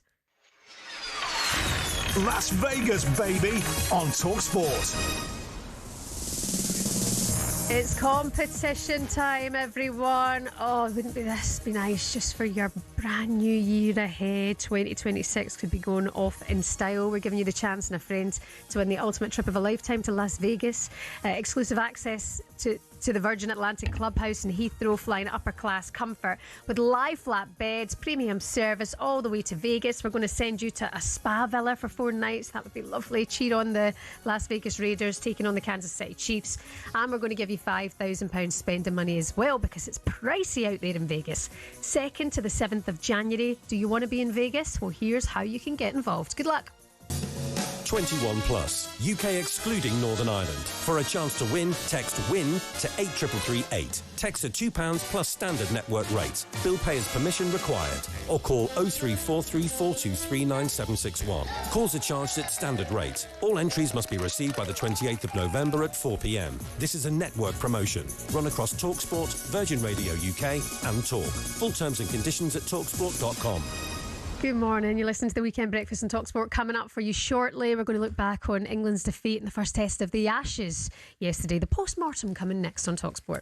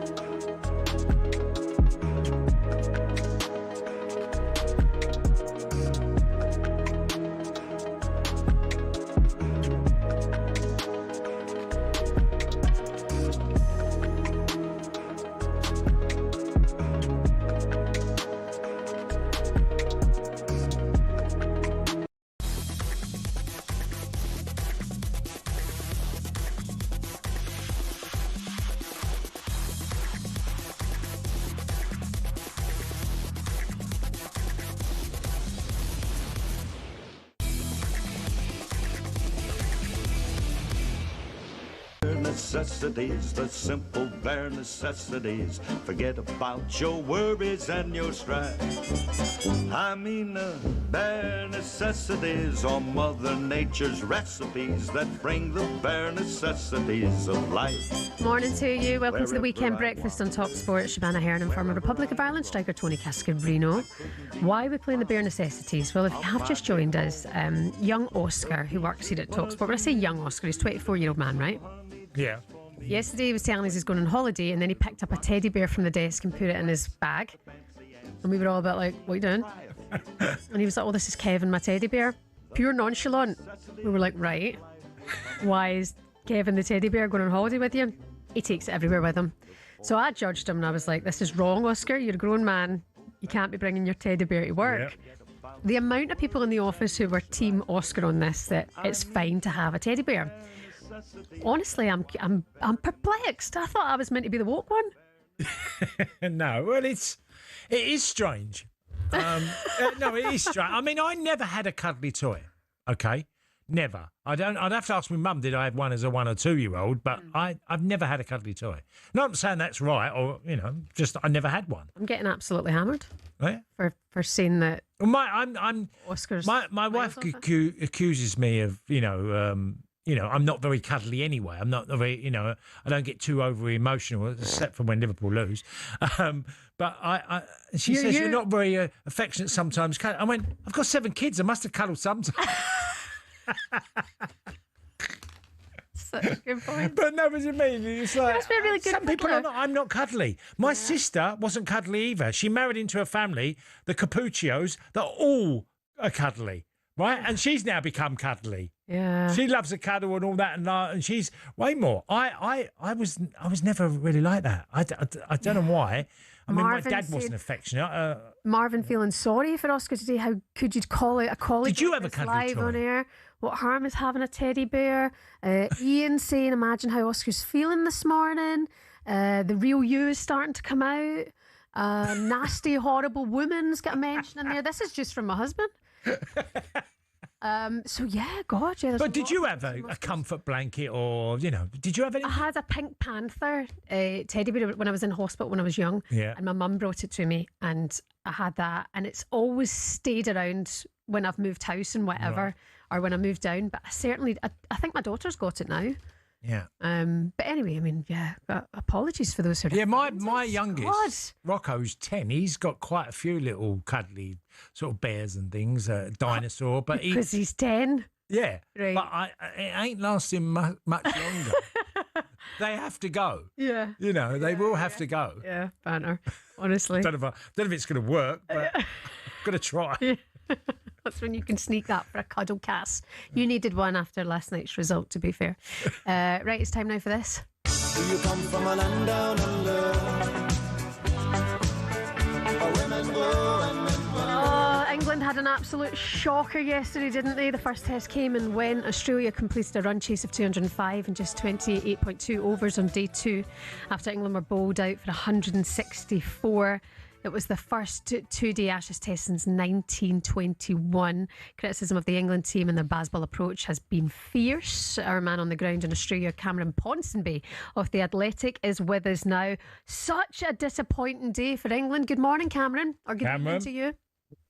Morning, guys. Oh, I thought I couldn't get any sadder. Then I heard about Tony not having a teddy bear ever, and my mood's got even lower. But it's been a genuine heartbreaking 24 hours for England, because there was so much hype, and there still is so much hype around this series, because this England team, they do things by extremes. They either win dramatically or they lose spectacularly. And yesterday was kind of the ultimate loss. No one had quite seen a loss in such fantastic fashion before. They had not quite won the match, but they were really far ahead. They had control of the game at lunchtime, just after lunchtime. They were 100 runs ahead, only 1 wicket down in the second innings. And somehow they managed to contrive to have this combination of events where they not only lost the match, but lost the match on the same day. And having had such a big build-up, it's not good to use a cliche, it's knocked everyone for 6, really, where you're trying to work out where do England go from here, because yes, they play this riveting style of cricket, but if it can unravel from even that position of strength, then what lies ahead? Cameron, what happened to the Barmy Army that bought day 3 tickets? I think they're on the beer somewhere else. I think they're all right. I think they're doing okay, to be honest. There's a few beaches that are a bit busier today in Perth. There's an island called Rottnest Island, which is known for being really beautiful and remote. I think it's going to have a bit of a large football. So I don't think it's going to be very remote today. I think it's going to be full of people doing their best to drink away their sorrows. Cameron, do you think any heads will roll from the first test? Because obviously when you lose in the fashion that England did, do you think there'll be changes?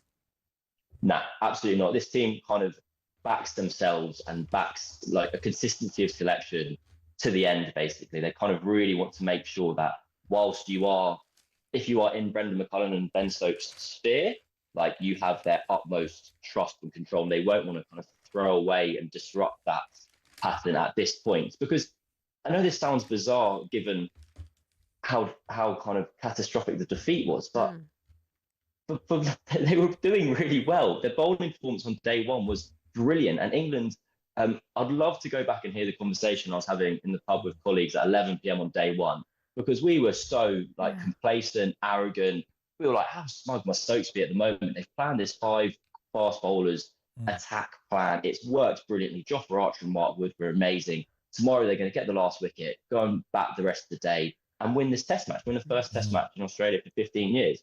So they were pretty clear afterwards speaking that they don't want to kind of panic and abandon the blueprints, is the word they use, that they have in place. But it obviously becomes harder to defend with if another defeat follows. But for the meantime, I think you can pretty safely bet it'll be an unchanged team. Cameron, just a brief one, because Sam read the papers out this morning, and in Sir Geoffrey Boycott's column, he says, "I cannot take this stupid team seriously anymore." How would you react to that? Oh, yeah, it's So I would be quite honest. Now, I've covered this team for the last 3 or 4 years, and they infuriate me, but it's so entertaining. It's been such a riveting watch. Yesterday hurt because even from that point, when you thought you'd seen it all, and you thought finally they've refined their model, that's the kind of words that they use now. They go, yes, when this Bazball project with McCullum and Stokes started 3 years ago, the idea was to lift this fear of failure. Just go for it, guys. Don't worry about it. If you get out, it's not a problem. You're going to eventually, over time, succeed if you don't fear getting out. Yeah. They now talk about how they want to be a bit more smarter. It's Bazball 2.0, Bazball with brains. And yesterday kind of wasn't quite that. They just had this really dramatic collapse in the afternoon session, which basically gave the game away. Yeah. So I don't agree. I agree with Geoffrey Boycott that this team infuriates me, but I think I come from it from a position of love. Okay, fair play to you, Cameron. 12 days until Brisbane, and it all kicks off there. Thank you so much for your time this morning. Enjoy Down Under. No worries, thank you. Cameron, do my best, thank you. From The Athletic, join us this morning. Coming up for you next, we're taking your calls. Liverpool fans, where are you standing this morning? 03717 223344. That was a hammering from Nottingham Forest last night. Can Arne Slot turn it around? Do they need time? They've had an awful summer with everything that's happened in that dressing room. So we just need to give them a bit of a breather here. Coming up, we're also going to look ahead to a huge day of derbies in the Premier League. The number is 03717 223344. It's Weekend Breakfast here on talkSPORT. Morning.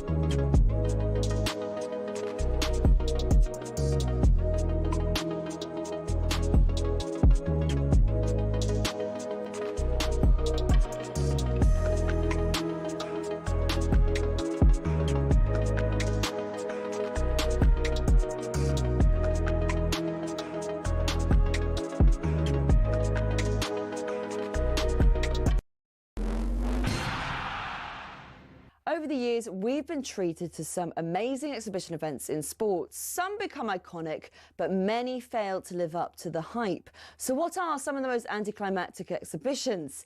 Technically, it wasn't an exhibition because it ended up being sanctioned as a pro fight, but it basically was. 2024 saw Mike Tyson return to the ring to fight YouTuber Jake Paul. The event, which Paul won, was streamed by 65 million people on Netflix, making it the most streamed sporting event ever at the time. But many complained of buffering and freezing. And as for the fight itself, well, it was considered an entertaining disaster. I mean, it wasn't prime Tyson. He was 58.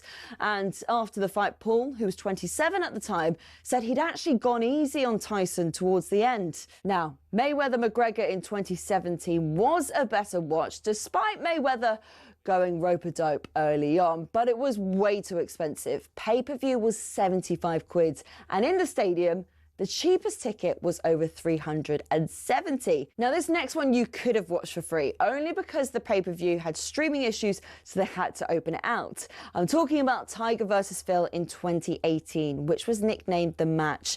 Massive names and massive rivals going head-to-head. On paper, it worked. In reality, it didn't. The two players were mic'd up, so we all thought we'll get fascinating insight. We'll be able to hear them insult each other for 18 holes. But what we actually got was more heavy breathing and sniffles. And for two GOATs, the golf itself was bang average. And speaking of GOATs, let's end with Messi and Ronaldo. In 2023, an exhibition between PSG and the Riyadh All-Star 11 saw them share a pitch for possibly the final time. To be fair, it was a goal fest, which PSG won 5-4, and Messi and Ronaldo both scored.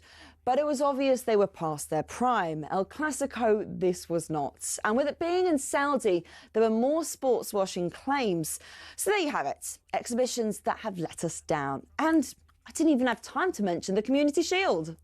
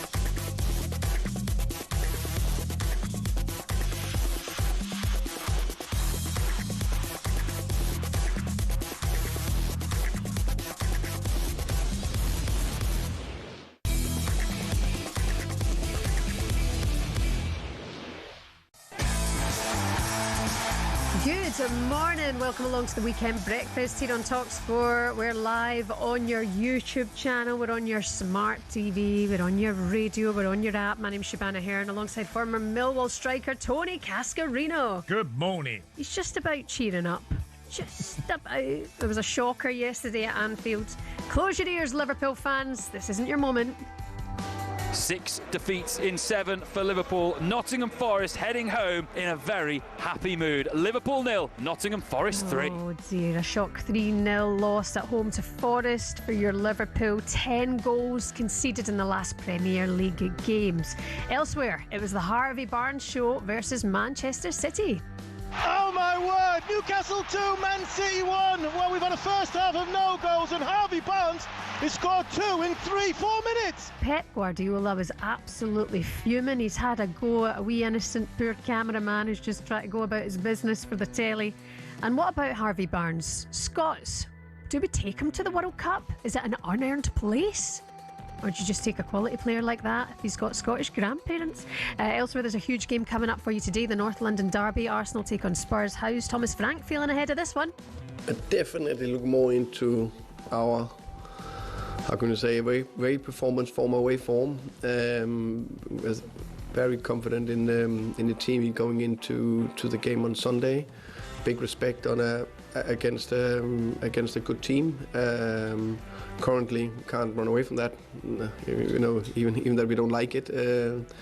But Arsenal are top of the table, quite a distance. They've been good for a few years, but we need to do everything we can to turn that around. And it's one game on Sunday, one game where I'm convinced that we will compete a lot, and I will do everything we can to beat them. Should we just ship the title to North London now? We'll ask former Premier League striker Darren Bent a little bit later on. Over on talkSPORT 2 today, we bring you the Steel City Derby. We'll preview that game in a moment. 03717 223344 is the number to get in touch this morning. Liverpool fans, we're going to be taking your calls in a moment. Just a bit of breaking news coming out of Vegas, Cass. Overnight, of course, it was the Grand Prix. Lando Norris and his teammate Oscar Piastri face potentially being disqualified from the Las Vegas Grand Prix for technical infringements. So the skid blocks on both of their cars were found after the race to be less than the minimum depth. The matter has been now referred to the stewards, but would normally result in disqualification. So we'll have the decision for that when it comes through. We'll keep you posted here on talkSPORT. Cass, he's had a hard day, of course, with Liverpool's result last night. You've said it really from the beginning of the season. Credit to you that they're miles off what they were last season. Well, I thought we had a false dawn. When I saw them play early on in the season, I thought they got away with it. I didn't see performance and problems. I saw quite a lot of issues in the early games, the opening game of the season against Bournemouth. Liverpool won, yes, and went on 5 straight wins out the gate, to be top of the Premier League. But what I'm seeing now is something that I'd been concerned about because letting in too many goals. Too many games, too many goals. Conceded 20 already this season. How can a manager be under pressure when he won the Premier League last season? Well, he had a lot of money to spend over the summer. 03717 223344 is the number to get in touch today. John, the Liverpool fan, is with us now. John, are you behind Arne Slot to turn it around? Oh, yes, I am actually. Okay, good. I am. I think everybody just needs to calm down. I know that we've had a lot of bad results, but, someone really close in our family passed away. Yeah. If it happened to us, people wouldn't be saying to us, get over it so quickly.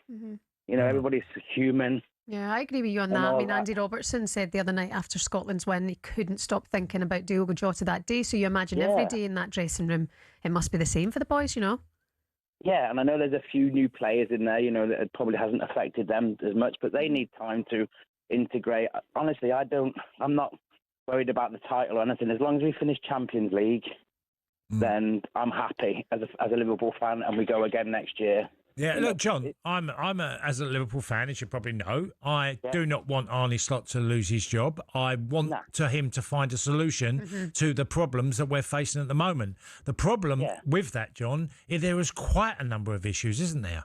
Yeah, that's true, yeah.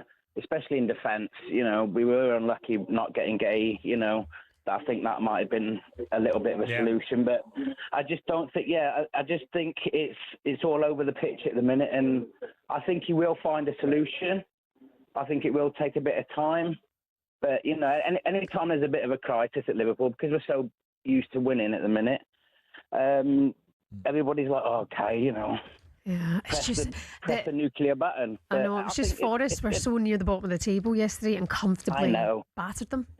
They've got a new manager. They're wanting to show up for their manager. Sean Dyche is a brilliant manager. So I get it. Yeah, thanks for your positivity this morning. It's good to hear you behind the manager regardless. John, the Liverpool fan. Today casts one of the biggest games in the calendar, the Steel City Derby. Sheffield Wednesday host City. Rivals United in the Championship. It's looking forward to this one on talkSPORT 2. They don't like each other much.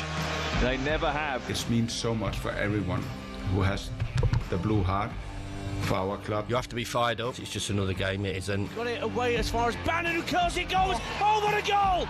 Oh, what an equaliser from Barry Bannon! It's been a hard start for both sides in the city, so it's a big one and I can't wait. Through to O'Hare, and Campbell scores! Tyrese Campbell in his first Steel City derby. Huge game live for you on talkSPORT 2 today. Download the talkSPORT app, swipe across the talkSPORT 2 from 12 o'clock. Your home of the EFL. Sheffield Wednesday keeper, former Sheffield Wednesday keeper Chris Turner is with us now to look ahead to this one. Morning, Chris. Hi, Chris. Good morning, Tony. Good to see you both. Chris, strange scenario. Both Sheffield teams are in the bottom three. Sheffield Wednesday haven't won a home game. Sheffield United have had more victories away from home, which have not been many, than at home. So it's set up to be an extraordinary derby for the wrong reasons. Very much so. I mean, the Sheffield Wednesday scenario, for obvious reasons, it's been a very difficult start to the season for Henrik Pedersen and the players because of the ongoing issues with the ownership, etc., and going into administration. Just had the points deduction now. It has virtually made it a very difficult situation to stay in the Championship this year. Sheffield United, new manager, no winning six, bad start. The return of Chrissy Wilder. There hasn't been the reaction as yet, hopefully not today. It starts where there's been the form that they had last season on the field. So both in the bottom three. Sheffield United, I believe, will climb the table in the forthcoming weeks, months ahead. Sheffield Wednesday has got a different proposition in front of them. It's who's going to be the next owner of the club, which is the most important thing this season, I'm afraid. You've seen some bright lights, especially Barry Bannon for Sheffield Wednesday and others. You know, it was a sinking ship and players left. We've seen a good few go out, but they've suddenly got, when they get it over the line for the potential buyer, it feels like there will be a lot of optimism from Sheffield Wednesday fans further down the line now, though. Yeah, well, to be fair, Tony, there's a lot of optimism now at the club. I mean, a couple of weeks ago, 28,000 fans turned up for the first game after the previous owner had left, and the supporters who played a massive part in what's happened in the club going into administration by forcing the hand of the previous owner by not turning up for games, not spending money at the club and cutting off a lifeline, a financial, which then made them have to go into administration. So the fans have played a massive part and the players have played a part this season. But unfortunately, in the summer, as we all know, we're rebuilding of a team and the building of a team for the season ahead. That has never happened because we haven't been able to sign players. Henrik Pedersen's done a magnificent job in terms of organisation, but we lack the quality, and especially the quality at the top end. Whereas you know yourself, Tony, if you haven't got goal scorers at the top end, you're not going to win football matches. Yeah. Chris, it's always a bragging rights over what derby's better than others. I played the Glasgow one, London derbies, French derbies. I've never... I only know because I know Chris Wilder personally that the derby in Sheffield to them is incredibly big and very important, and this is more important than it feels like at any time in history. Well, most definitely, it's a big game. I mean, it's the whole city, all the eyes on one arena this afternoon, which is Hillsborough today. Chrissy Wilder is a Sheffield United fan, which is pretty unusual to have a manager who's a fan of the team playing in the local derby. But he's very, very passionate. He's got a great track record in local derbies. But he is due a defeat. I mean, I'm a good friend of Chris. I played with him at Lake Norrie. I've known him a long, long time, probably like yourself, Tony. He's very passionate on the sideline. It's been curtailed a little bit with what happened during from the end of last season. But I have confidence that he will turn it around at Sheffield United from his personal point of view. But it's a massive game for the City today, without doubt. Absolutely, and so many people wouldn't have expected to be 15 games in November and it be 24th against 22nd. It's a mad one. It's live on talkSPORT 2, Sheffield Wednesday. Former keeper Chris Turner, thank you for your time. Thanks, Chris. Good morning. Have a good day. And Bye-bye. you, sir, enjoy the game today. Don't forget it's live for you over on talkSPORT 2. Coming up next on the Weekend Breakfast, we're going to speak to former striker and talkSPORT Drive co-host soon, Darren Bent, and look ahead to the North London derby.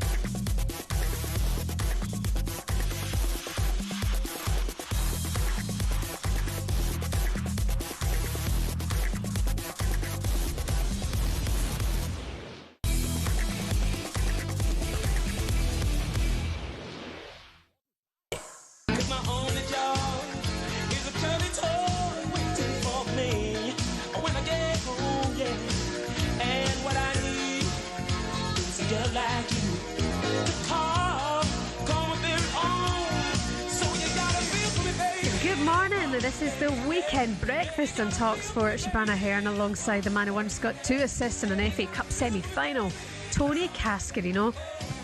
You know this song? Yeah, I know it. I don't know who sang it. Rochford. Yeah, I've heard that name. Toy, if you have just joined us, good morning. It's been going off today. Cass is having a go at Pep. He's having a go at Slot. We've both had a go at... No, I've had a go at Liverpool. Liverpool. Sorry, not Slot. Liverpool. My bad. Well, he's part of... Yeah. He's got to solve the problems that he's got in front of him. Yeah. Oscar in the office, who works on the show, he's on his holiday, but yesterday he had a cuddly toy with him, a little teddy bear that he takes everywhere with him. And it turns out there's a lot of people on Oscar's side. It's fine to have a teddy bear as an adult. Right. I put on Instagram on a poll: is Oscar a disgrace? Right. Having his cuddly toy to take him on holiday with him. Yeah. Guess how many people said yes to him being a disgrace? I thought it was good. I would have always gone the other way. Yeah. Well, like 80% or something. I would have thought 80% said, can't do that at 24. Yeah. 24-year-old man with hairs on his chest. That's what I thought.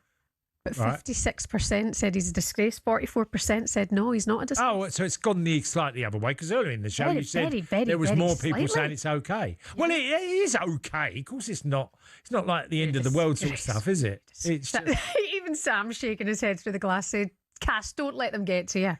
no. People have to make choices in life. I mean, I wouldn't do it, but you know, it's not. What's the point? You know, what's wrong that bad with having? I'd laugh if one of my pals said, "You've changed your tune."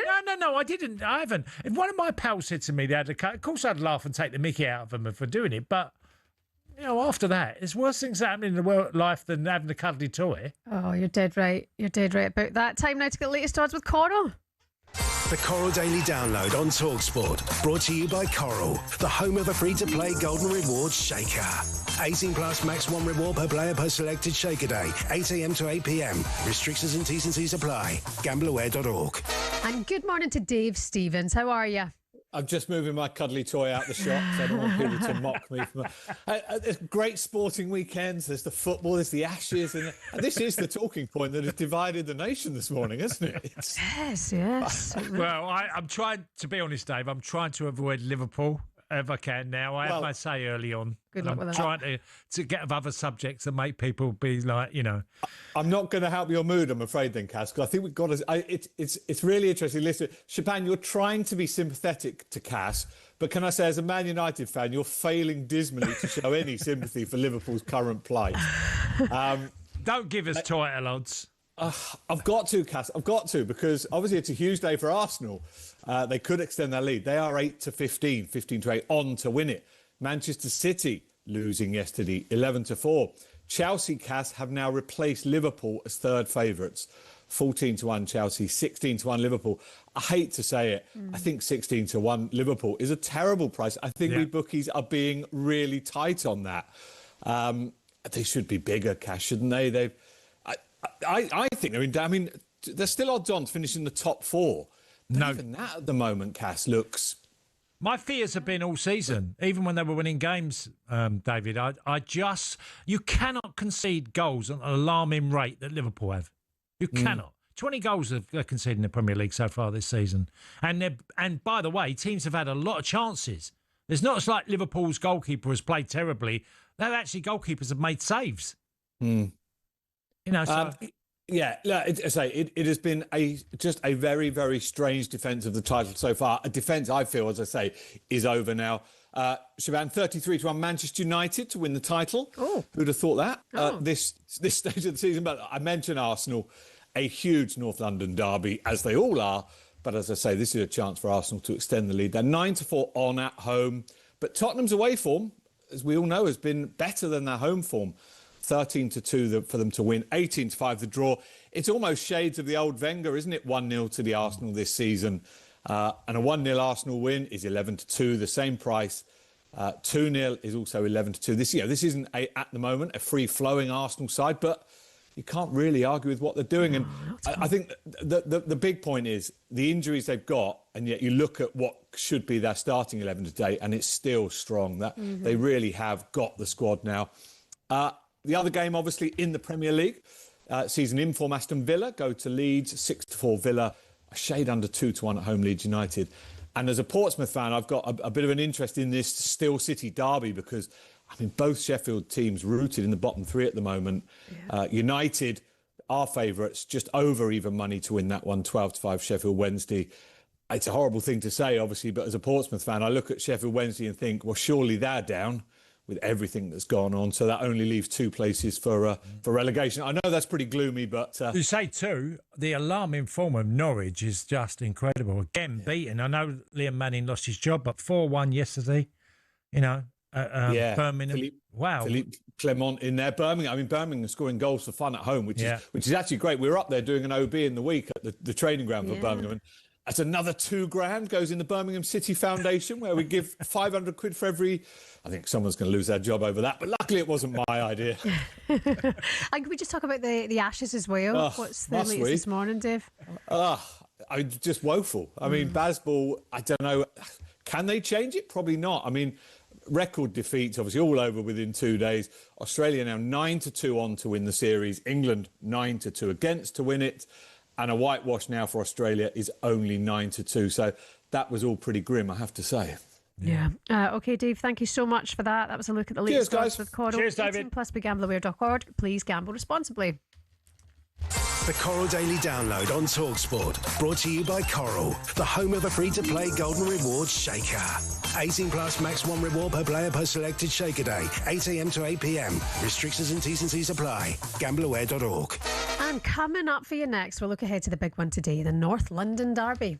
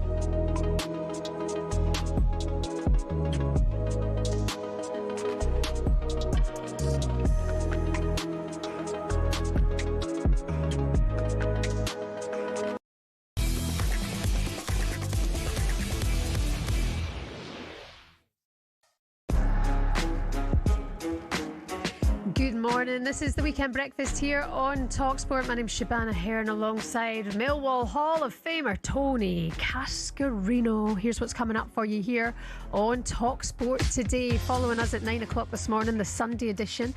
Henry Winter alongside Sean Custis going through all the newspapers, all the supplements, everything you need to know. Then it's the warm-up with Max and Barry at 11 o'clock. talkSPORT 2, we just got into it in detail. We have the Steel City Derby, Sheffield Wednesday against Sheffield United at 12 o'clock from the Championship, live and exclusive. And then at 1:30 here on Game Day Live on talkSPORT, Sam Matterface is here. Well, this man is heading to the Emirates. Yes, it's another massive day in the Premier League. Live from 1:30, we'll be at the Emirates Stadium for the North London Derby. Can Tottenham take advantage of Arsenal's injury crisis and win on enemy soil for the first time in 15 years? We'll have all the drama, all the goals as they go in from 1:30 this afternoon. Thank you very much. There are 3 more live games from the NFL over on talkSPORT 2 from 6 o'clock this evening. Majestic and Alan Pardew taking your calls on the final word from 6:30, and then Danny Kelly on the Trans-Euro Express at 9 o'clock to see you through your Sunday evening. Keep across it all with us on the talkSPORT app. Download it now, wherever it is you get all your apps and all your downloads. And Pard saying earlier on that Arne Slot is under pressure. He said that on Game Day Live yesterday. More on that from 6:30. And of course at 4:30 today, the North London Derby, a massive game at the Emirates. Arsenal take on Spurs. It is one of English football's iconic fixtures. And Lennon has equalised! Magical game. Everybody knows. Theo Walcott through the centre. He's going to beat the goalkeeper for a second time. Is he? Yes, he is! 5 goals they've scored after going 2-0 down. Probably the nicest game of the season to watch and to play. A moment of absolute magic from Harry Kane. Drama aplenty. This is going to be absolutely massive. This is the North London Derby. Trossard putting the shot in. He does. They've been outstanding so far this season. They can't maintain this level of impregnability. Christian Romero. Polina! Concerns me this weekend, Spurs is away form. Tottenham fans are already asking whether Thomas Frank is a little bit too pragmatic. I'm very aware that we haven't been free-floating. It is a feisty derby, a test of credentials. This is something that is in our hands. So last night, Liverpool lost and also Manchester City lost last night to Newcastle. If Arsenal win today against Spurs, they go 6 points clear at the top. With us now, former Spurs striker and Arsenal fan, and of course from talkSPORT Drive, Darren Bent is with us now. Hi, Benty. Hi, Darren. Morning, guys. You okay? Yeah. Oh, there's some trainers there, Darren. It's a fair few. What size are your feet, Cass? Maybe you could get a wee pair. 11. I don't think Darren would be an 11, but you've got a fair few there, Darren. Yeah, there's a fair few here. A couple of 11s here, Cass. I'll bring you a pair in. Oh, I'll take them. Anything for free, Darren. Darren, let's get to the game. Spurs got an incredible away record, as we know. Only drew 1 game, not lost. Arsenal got an incredible home record. Likewise, only conceded 1 goal. So both teams, Tottenham have only conceded 3 goals away from home. So both teams have got really good defensive records. Yeah, they have, to be fair. And Arsenal's, of course, the Sunderland result the last time they played. Probably, when you look back at it now, you'd probably say up there against Sunderland was a good point for Arsenal. But as you said, both teams defensively rock solid. Both teams got injuries. And you said they're Arsenal at home. They'd probably be expecting to win the game. I mean, it's a really interesting one because when you think about it, yesterday for Arsenal couldn't have gone any better in terms of Liverpool getting beat, Manchester City getting beat in the fashion that they got beat up at Newcastle. So once again, it's almost in Arsenal's hands because you think about the last round of games, they played, I think, first, and they dropped the points against Sunderland. So all of a sudden now it's gone full swing, and it's about, can Arsenal now settle down, handle that pressure, which is maybe the last couple of seasons they haven't managed to do. Can they handle that pressure and then hopefully go 7 points clear? It's quite incredible because Tottenham have very good set pieces, and they've shown that away from home again, that they can be. They have the long throw. Well, that's exactly what Arsenal are good at as well. So it's like these teams are, I think Arsenal are a better version because they've been doing it longer now, and the togetherness of the group, and Arteta's been there a long while. But it feels like Arsenal nearly in every way have a slight advantage over Spurs. Yeah, it is, yeah. And as you said there, Cass, it might come down to the attacking prowess on the pitch because both teams are incredibly well drilled. when it comes to set plays, defensively and offensively. For Arsenal, obviously, no Gabriel, so they're going to have to maybe find a way of isolating somebody else because he's been vital to what they do. But yeah, it's going to come down to what can your attacking players do on the pitch? Can Tell do if he's fit? Can he do something for Spurs? Obviously, we know about Saka, we know about Eze. So I think it might be a tight game. I don't see it being one of those where one team blows the other team away. It might be fine details. And again, if your attacking players can step up or you can find a way to create opportunities, I think it might be a tighter affair than some people think. Yeah. All right. Go on, Shebahn. No, I was just going to say, somebody in the office said yesterday, Darren, that Gabriel's the second best player in the Premier League. Do you both agree with that? Is he Second best? Second best player in the Premier League. Do you both agree or disagree? Oh, well, I would say he's easily now, and Darren have his view on that Arsenal got two centre-halves that are incredible. Both are, I say the player because that's obviously a lot deeper because you could go, was Haaland in that conversation? Haaland was number one. Yeah, okay. And there's others. I think Caicedo at Chelsea were his best and Fernandes at Chelsea at his best as in the argument as well. Mm-hmm. But as us, Darren, you answer because there's some, there's both great centre-halves to me, what Arsenal have got.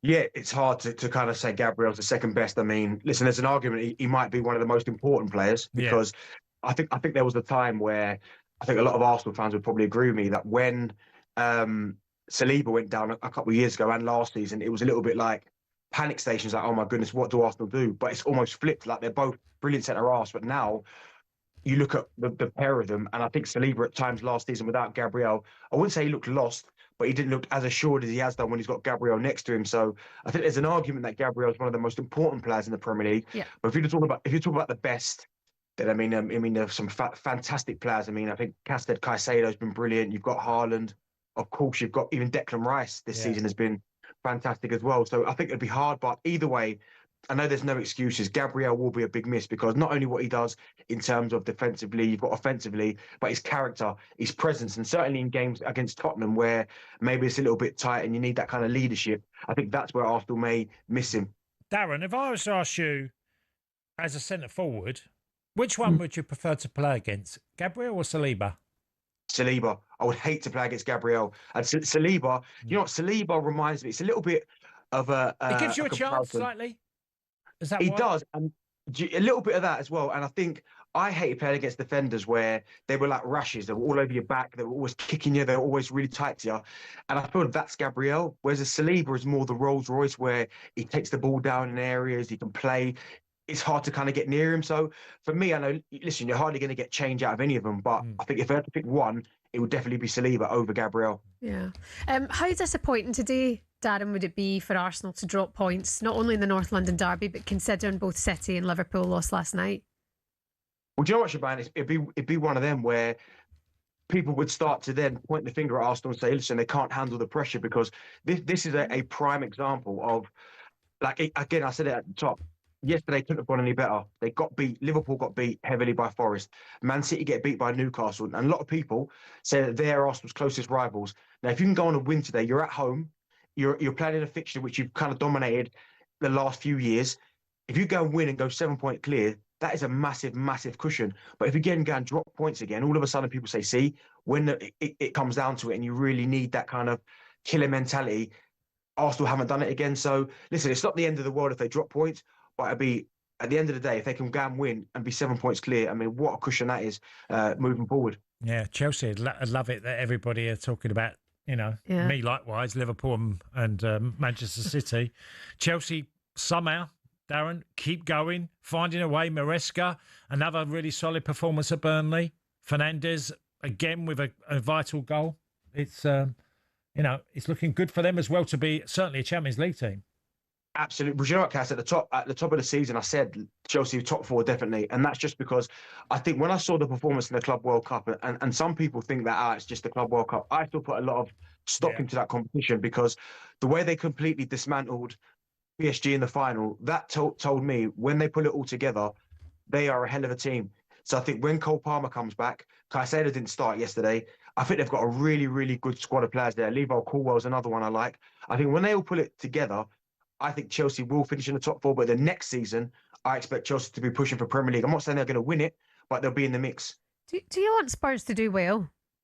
Because you used to play for Spurs, or you team Arsenal today because you're an Arsenal fan? Oh, listen, I'm an Arsenal fan first and foremost. I want Arsenal to win, but especially in this fixture. But listen, I've got no ill feelings towards Spurs. Do you know what I mean? I've still got great connections there. I still speak to members of the staff. They're quite regular. The kit man Steve Dukes is a good friend of mine as well. So listen, I want them to do well. But like we've all got our teams that we support, and unfortunately for Spurs, mine's Arsenal. Do you still speak to Natalie Sawyer after she knocked you out of the darts last year? How's that relationship now? And you had a coach as well. First of all, it wasn't a coach; it was just my mate who I played darts with. But it's a good. We know how we exaggerate everything, Darren. We have to do that. You work with Goldstein; he does that all the time to you. He was the one who told everyone it was a coach. Well, do you know what it is, Shebahn, right? Because you got to think about the bigger story now. Like, if I hadn't let Shebahn, if I hadn't let Natalie win last year, we wouldn't be talking about anything. So by me letting her win, now it's a bigger story. Yeah, I'm sure she'll get a right to reply on that one, Darren. Okay, Benty, thank you so much. Cheers, Darren. Working at the game today for us, and back on Drive, of course, tomorrow. Darren Bent there, back with Andy Goldstein tomorrow on Drive from 4 o'clock. That was the upset of the year, wasn't it? It was funny. It was funny. and like you said, when people do this in life generally, just exaggerate to make their story sound, even better. Oh, he had a coach, Darren. I'm sure at one point he had 2 coaches as well and 3 different dart bags and whatever, but I was there then a that psychologist. Day. It hurt him. It did really hurt him. Darren Bent there, back with Andy Goldstein tomorrow. By the way, the latest episode of the talkSPORT Daily podcast is available for you now. It's Angelina Kelly, Ricky Saxon, Harry Symeou. They're going to look at the North London derby today and ask how far ahead of Spurs Arsenal are. Naturally, the conversations go onto the trophy cabinets, with Spurs having won the Europa League last season. Arsenal fan Harry Symeou says he just doesn't care. Listen, Spurs have got a couple of European trophies in the cabinet. What I would say is that you can say European trophies, but they're not the big one, are they? It's not the European Cup. It's not the Champions League. It's always those kind of side parts, Cup Winners' Cups and things like that unfortunately for them, that they don't carry that same weight and gravitas. Yes, Arsenal's history in Europe isn't amazing, and that's something that we need to improve on. But we've got 13 league titles, and they've only got 2. Yeah, but Harry, if you'd won the Europa League last season, we'd all know about it. You were in it. Make sure you get the latest episode of the talkSPORT podcast now. He's a fan. That's exactly what you say, Exactly. North London derby coming up today. All of the updates for you here on talkSPORT. Enjoy the game, whatever side you're on. You're listening to Weekend Breakfast here on talkSPORT. Coming up next, we'll look ahead to the Monday night football. Man United to take on Everton.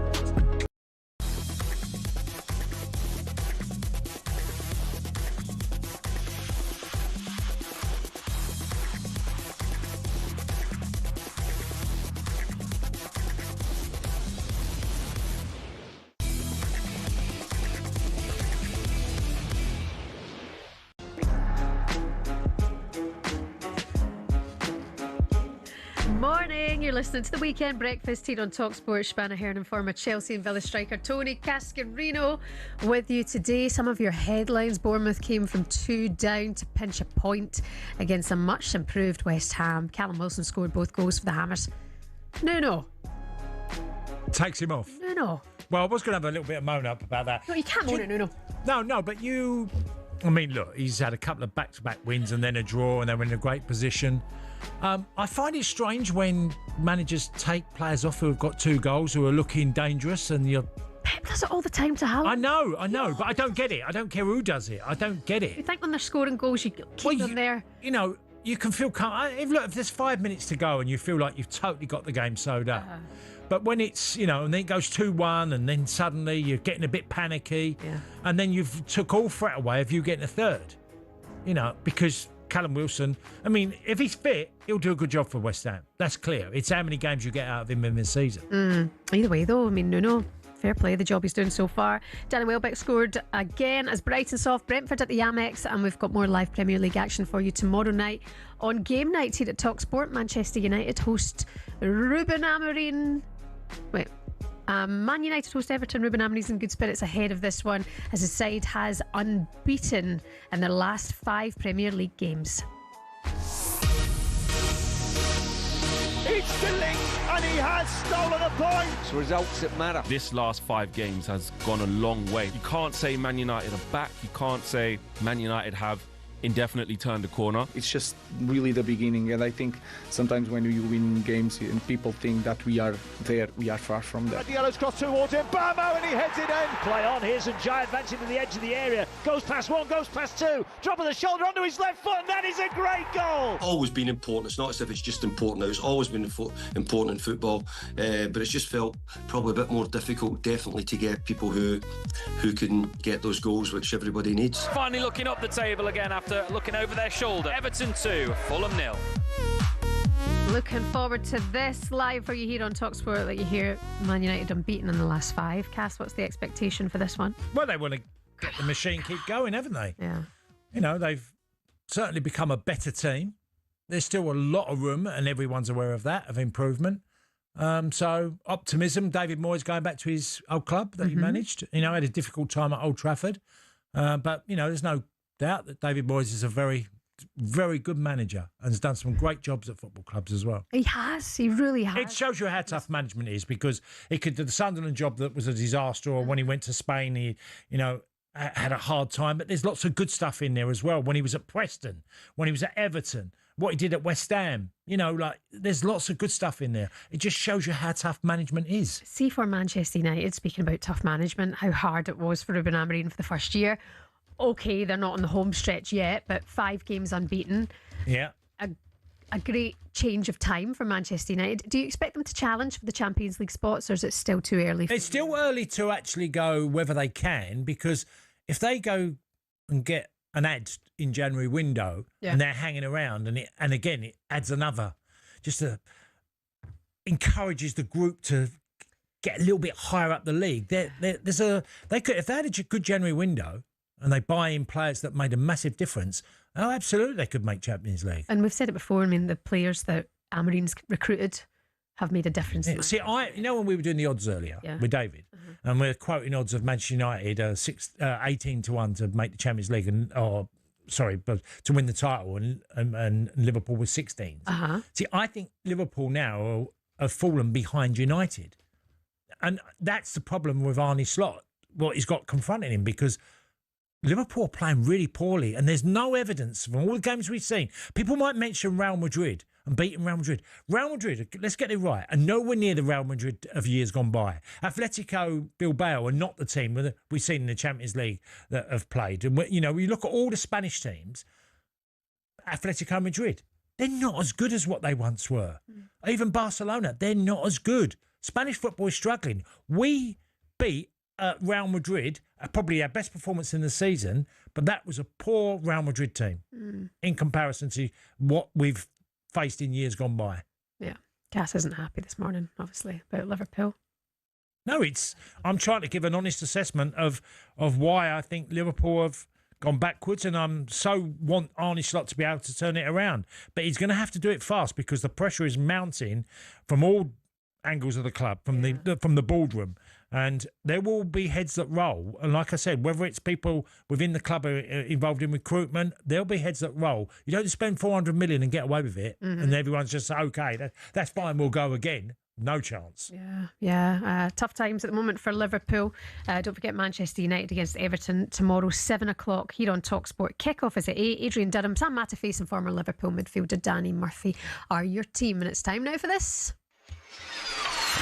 Las Vegas, baby, on talkSPORT. Right, what are you doing 2nd of January to the 7th of January, Cass? Don't know yet. Sitting down. I know, is it the 7th of January? I think Arsenal play Liverpool at home. So I'm hoping to go to the Emirates. Oh, lovely. That's what a lot of people were doing, watching the football, enjoying that. But we could be sending you to Las Vegas for the trip of a lifetime. You and one other lucky person in your life. We're going to send you in style, exclusive access to the Virgin Atlantic Clubhouse at Heathrow, then upper class comfort, live flat beds all the way to Vegas. When you get there, we're going to send you to a spa villa for 4 nights. We're going to get you tickets to the Las Vegas Raiders taking on the Kansas City Chiefs. And because it's pricey, we're not going to send you empty-handed. We're going to put $5,000 in your back pocket to play with while you're there in Vegas. It's the 2nd of January to the 7th of January, early next year. This could be the best way to start the new year. If you want to be involved, if you want to be in with a chance to win, here you go.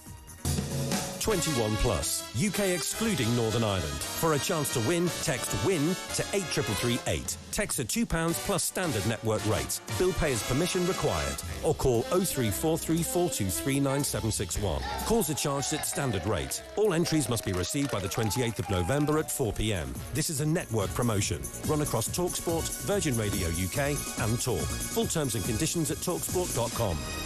Cass, it's a day for a roast. A roast and a rest. I know, I was thinking that. Yeah, I was thinking a roast. I've got to try and get somewhere late. Just ask someone maybe if I can get in somewhere. Chicken or beef? Yeah, because my boys' football match being called off. Oh, okay. Chicken or beef roast? Chicken. All right, go crying at your chicken roast then. I'll see you next weekend. On the way next on talkSPORT, the Sunday edition with Sean Custis and Henry Winter.